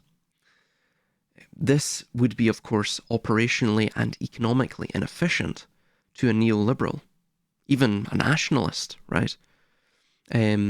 Seeking the best for the nation state. But for us, it would be vital to the continuation of the organic community, because the organic nature is all that matters. That the organic is, once all lies, once all falsehoods have been stripped away, falsehoods that serve the ulterior interests of a ruling class, whatever remains is that which is organic, which is true, which must be defended at all costs, and will make us better human beings in the long run. So we can never be neoliberals, because neoliberalism, like nationalism, arguably, is the enemy of the particular. Neoliberalism, again, like nationalism, just on different levels and different scales, seeks a frictionless world where every place is essentially the same shops, same rules, same currency, However, our objection to the nation state is that it is already too abstract and artificial compared to the organic community. Thus, moving towards neoliberalism would be moving from the artificial nation state to the hyper-artificial global community culture, right? So we are rejecting the nation state not to serve the global economy, but to save the human being and to save humanity at the human scale. As stated, we're probably post-ideological realists in the truest sense. Hence, we believe that community culture and identity are given realities that grow from the soil up through volitional acts, through voluntary relationships. Both the neoliberal and race-based nationalist are actually postmodernists because they view identity as a construct that is imposed from the top down. So one uses the construct of the market and the other uses the construct of the race. Both of them are horseshoes of abstraction, ultimately. So the neoliberal, as the postmodernist, is the economic expression of the postmodernist philosophy. It posits in neoliberalism that there is no fixed truth, only preference, right? This is, of course, what post-structuralism and postmodernism also acknowledges. So to a neoliberal, a human being is a blank slate, or a consumer profile. You can change your gender, your location, your job, your culture, just as easily as changing your clothes. And, of course, the postmodern connection is that this is effectively liquid postmodernity, or liquid modernity, as was stated by Zygmunt Bauman. The neoliberal dissolves all solid bonds, faith, family, village, into fluid transactions. They are postmodern because they believe nothing is sacred. Everything is a commodity or is open to be commodified. And then with the race-based nationalist being a postmodernist, which effectively race-based nationalism is well, it's a form of reactionary identity politics. So it's no different than wokeism in that regard. It's just the wokists would want a cappuccino ethno-state, while the race-based nationalists, if they're white nationalists, they would want a white, quote-unquote, white ethno-state, and if they were black nationalists, they would want a black ethno-state, so on and so forth. And of course, some of the white nationalists only want an Anglo-white ethno-state, and yeah, it gets into all of these murky territories regarding who is actually, white, because guess what? it is a liquid abstraction. It just changes based upon the recipient and based upon how it is being used as a cudgel of control. So anyway, race-based nationalism often masquerades as traditionalism. It's not. It's not traditionalism. It is effectively structurally identical to the postmodern identity politics of the left, as we've just stated. The white race, or any racial category, is a massive modern biological abstraction. It was invented. It's an imagined community, as we've stated, right? An American from, I don't know, New Mexico would be the same, if of course they're white, would be the same as a white man from Norway, right? Or a white man from, I don't know, Sicily, even though he may not actually be as white as the other two. I mean, it's it's totally imagined. So a Bavarian peasant in the 1600s did not fight for the white race. He would fight for his village, his duke, his kin, right? So this idea of the nation state being an ancient idea, it's not, as we've went into. It was invented in the 1789 French Revolution, and then it was really cemented within the 1848 revolutions. During that entire year, I think that was called the Year of Revolutions, That's where the nation state was brought about.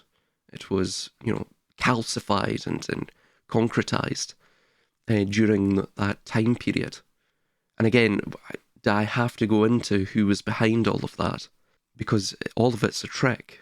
It's imagined, it's an abstraction, it's a way to control your mind. So anyway, effectively, race-based nationalism is reactionary postmodernism. The race nationalist often engages in simulacra. Baudrillard's term for a copy with no original, right? Simulacra, pure substitution. Hyper-reality is another term that Baudrillard stated.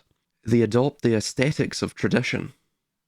Viking runes, Crusader memes, statues, God, even religiosity, right? A lot of people are getting back into Catholicism and all of this. However, they do it without actually living the messy, difficult life of a traditional organic community. So they treat identity as a will to power, in the Nietzschean sense, a narrative they choose to adopt to fight the neoliberals. Hence, the narrative or the identity is not necessarily organic. It's born, as we've mentioned, of identity, it's born of opposition. Because all identities are born of opposition. This is just a weaponized opposition, you could say. So the irony of this is that they are playing the same game as the woke left. I stated this in my first book. Both sides say, my identity group is my primary reality, and I will construct a narrative to seize power for it. This is why you have the culture wars, right? Which, again, were all entirely engineered to simply distract people from what's going on. It's similar, of course, to content creators on TikTok or what have you. Those are designed simply as digital court jesters, effectively to maintain the populace chasing its own tail. To keep them distracted, they have developed this superb idea of overvaluing social clout through algorithmic chasing. And through this, they have got these digital court jesters throughout all of society. I would say the vast majority of society are these digital court jesters now. These content creators on TikTok or what have you. Complete and utter vapidity. They've got them to engage in this basically to distract themselves, right? So they're self-censoring, they're self-distracting. And of course, they provide entertainment to the elite as well. So it's a brilliant, all-around win for the elite in that sense. So the reason that the race-based nationalist as well would be postmodern is that it is often a simulation of the past. It is anemoia, nostalgia for the past, a past that you've never experienced yourself, right? So effectively it becomes LARPing, right? Live action role playing. And you're LARPing tradition rather than living it. So real tradition, of course, would be hard. It means taking care of an annoying neighbour because he is your neighbour. Race nationalism is easy. It means posting memes about an idealised white past, or black past, or whatever past, while ignoring the actual community around you. By prioritising the organic local community, you would be choosing the only path that is not a simulation or a simulacra. So the critical distinction with us, the reason we're not postmodernists, is that we have moved the definition of community from fate, which would be the blood and the soil programming, to, I guess, a covenant, right? A will or a volitional synergy. So we reject the foisted upon nature of identity, such as supranationalism, nationalism, even globalism. So we would be arguing for volitional tribalism. We'll get into what that is. The community in volitional tribalism is an act of shared creation, rather than just merely passive reception or forced uptake. So to understand why we're not postmodernists, we would have to look further into how each group views the creation of identity, right? So the neoliberal, the shopper, if you will, views identity as a mask. It is a lifestyle choice picked from a catalogue of other choices. Of course, these are all illusory. It is shallow, transient, and ironic. It is the peak of postmodernism. I am what I buy. I am what I consume. The race nationalist, the LARPer, he views identity as a costume. They didn't stitch it themselves. They found it in a dusty trunk of history or 4chan and put it on. It is a prepackaged narrative they adopt to feel safe in a wasteland of constant adaptive change. It is also postmodern because it treats history as a grab bag of aesthetics to simply be worn, not to actually be lived. So we are more akin to builders, right? We view identity as an edifice. So we would be arguing that community, for example, is something built through the hard friction of volitional synergy, through, shared will, through shared ideas, through a shared essence, in some sense. That is how you would build the community. So, of course, postmodernism is characterized by detachment and irony, which is exactly what, of course, the race-based nationalist and the neoliberal have. Detachment and irony. It believes that because identity is constructed, it is fake. The race-based nationalist also feels this.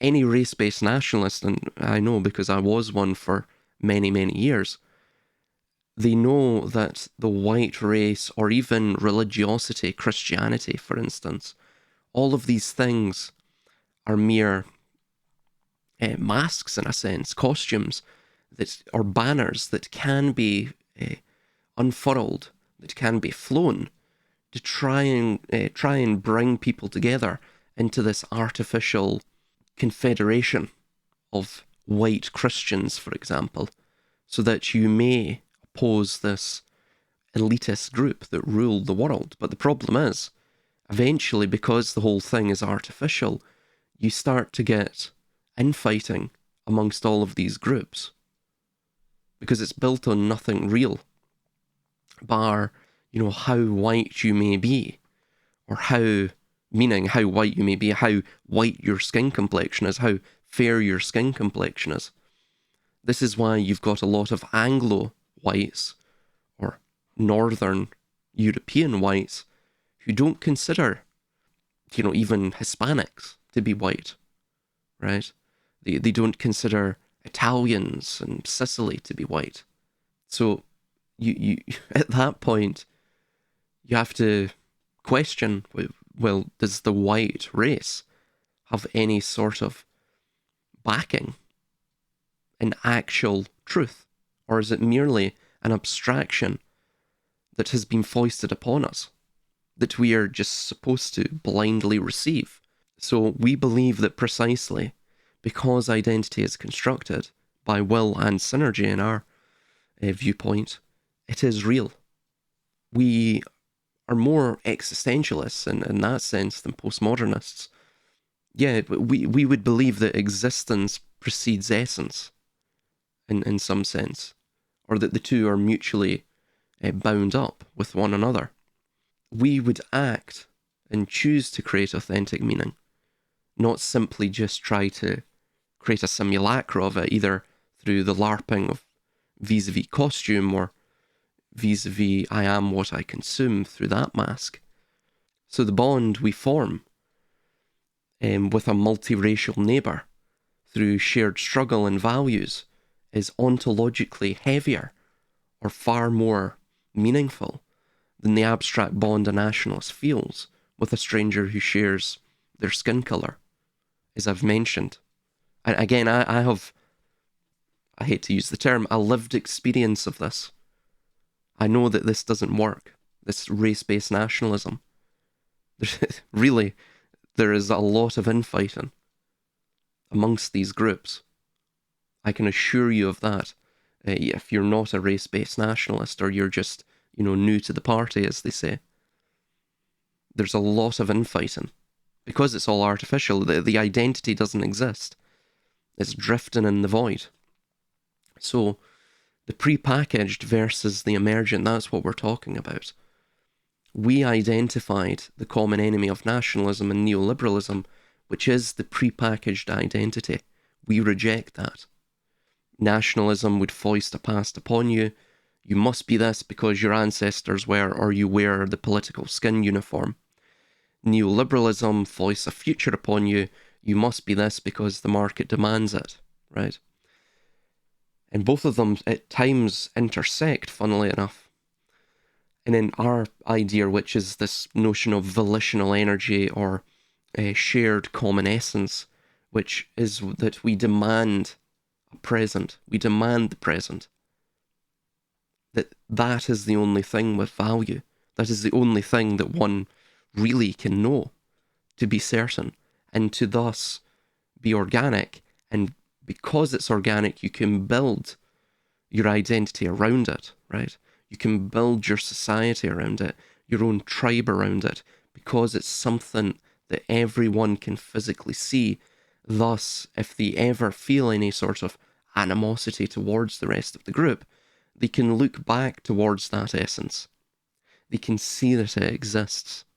They can see that it's not built on something that is intangible, that, well, really exists upon imagination.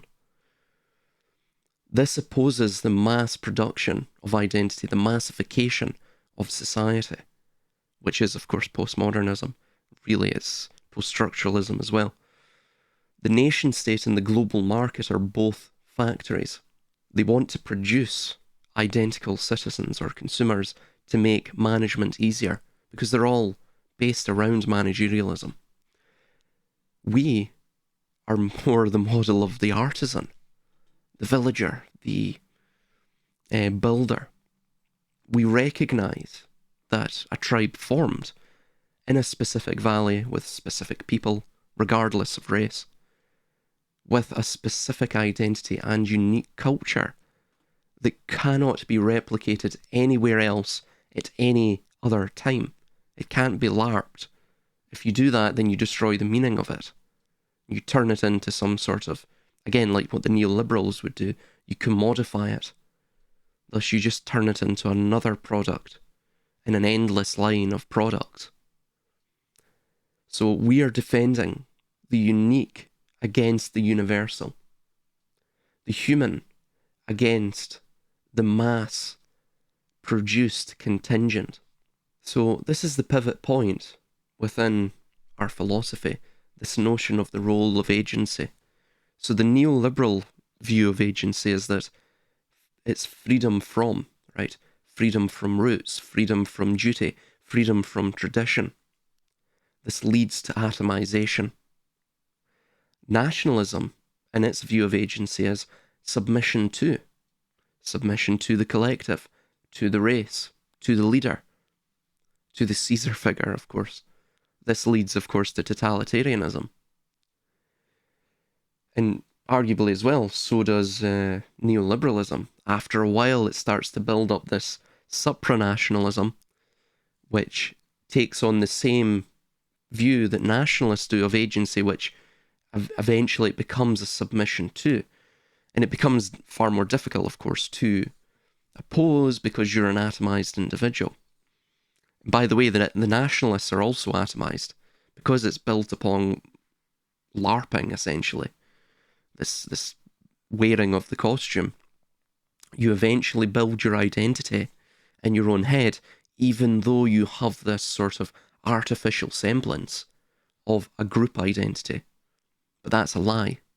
When you really start to boil it down, the identity only exists in your head.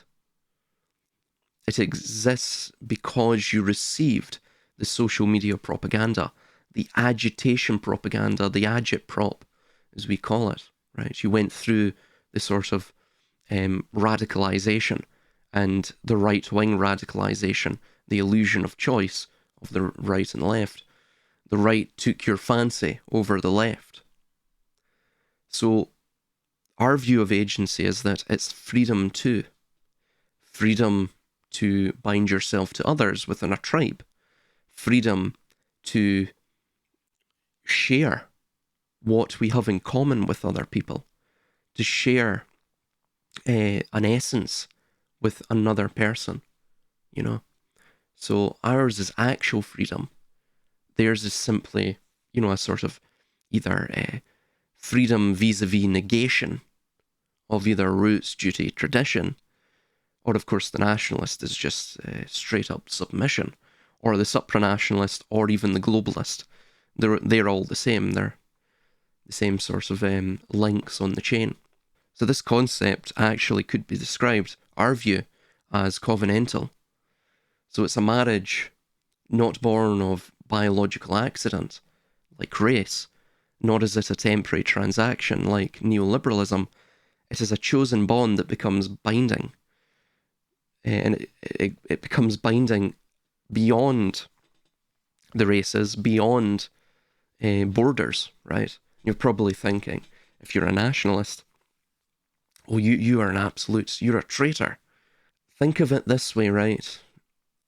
The people who rule over you, I'm not going to name the group, they have a covenantal view of things, right? This permits them effectively more freedom in society than you, because effectively they control society. They control society because what they stand upon, this chosen bond that becomes binding, this covenant, if you will, that goes beyond whatever race they may be, whatever colour their skin is, whatever, temporary transactions they may be engaged in, whatever society or nation they may be a part of. Because they understand their covenant is far more real than the artificial nation states, which of course they engineered, or the neoliberalist viewpoint, the neoliberalist global consumerist culture that they also engineered. So we are arguing that the tribe is a macro marriage, that is what we base our macro history around.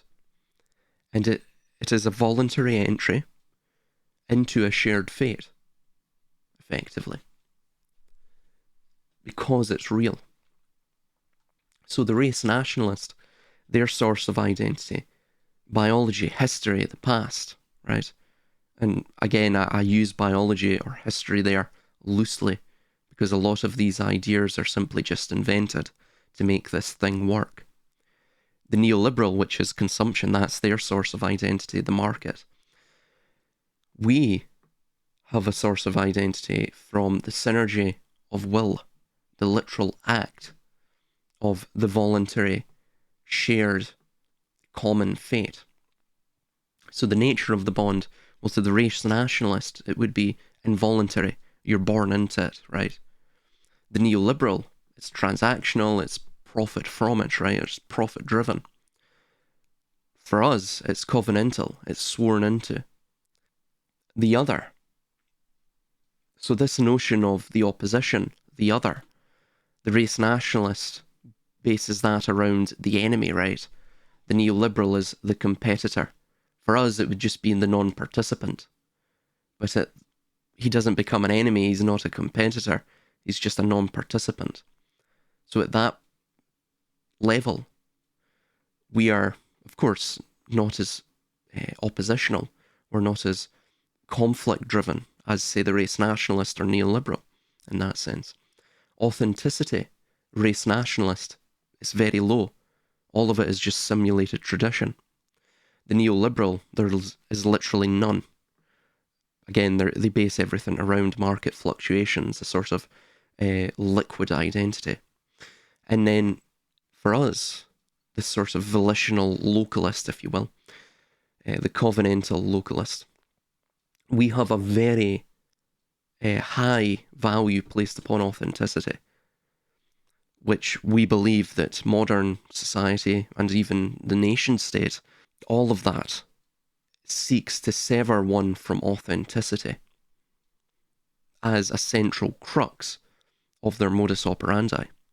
For us, it's extremely high, and that authenticity comes from earned trust. So we are not postmodernists because we believe in consequences.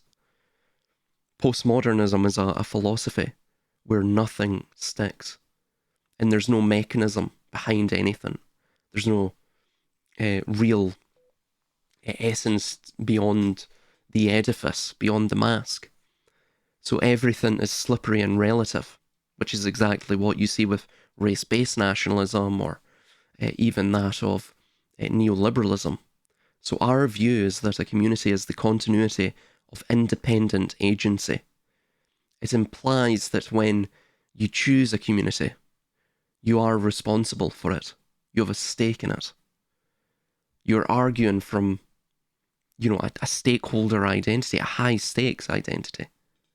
It's high stakes because it's real. So if a neoliberal doesn't like their community, they move. If a race nationalist doesn't like their community, they blame the outsider. If we don't like our community, we fix it, right? Because it is a product of our own will and synergy. So we're not postmodernists, we're, I guess you would say, mutualists, covenantalists.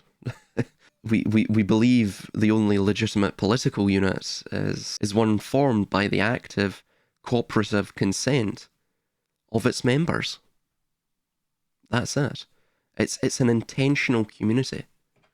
It's not one born of, this supposed congenital skin uniform or congenital character traits that, of course, no one had any choice in the matter to forge or to choose, or, because of, I don't know, some sort of vapid, vacuous consumerism.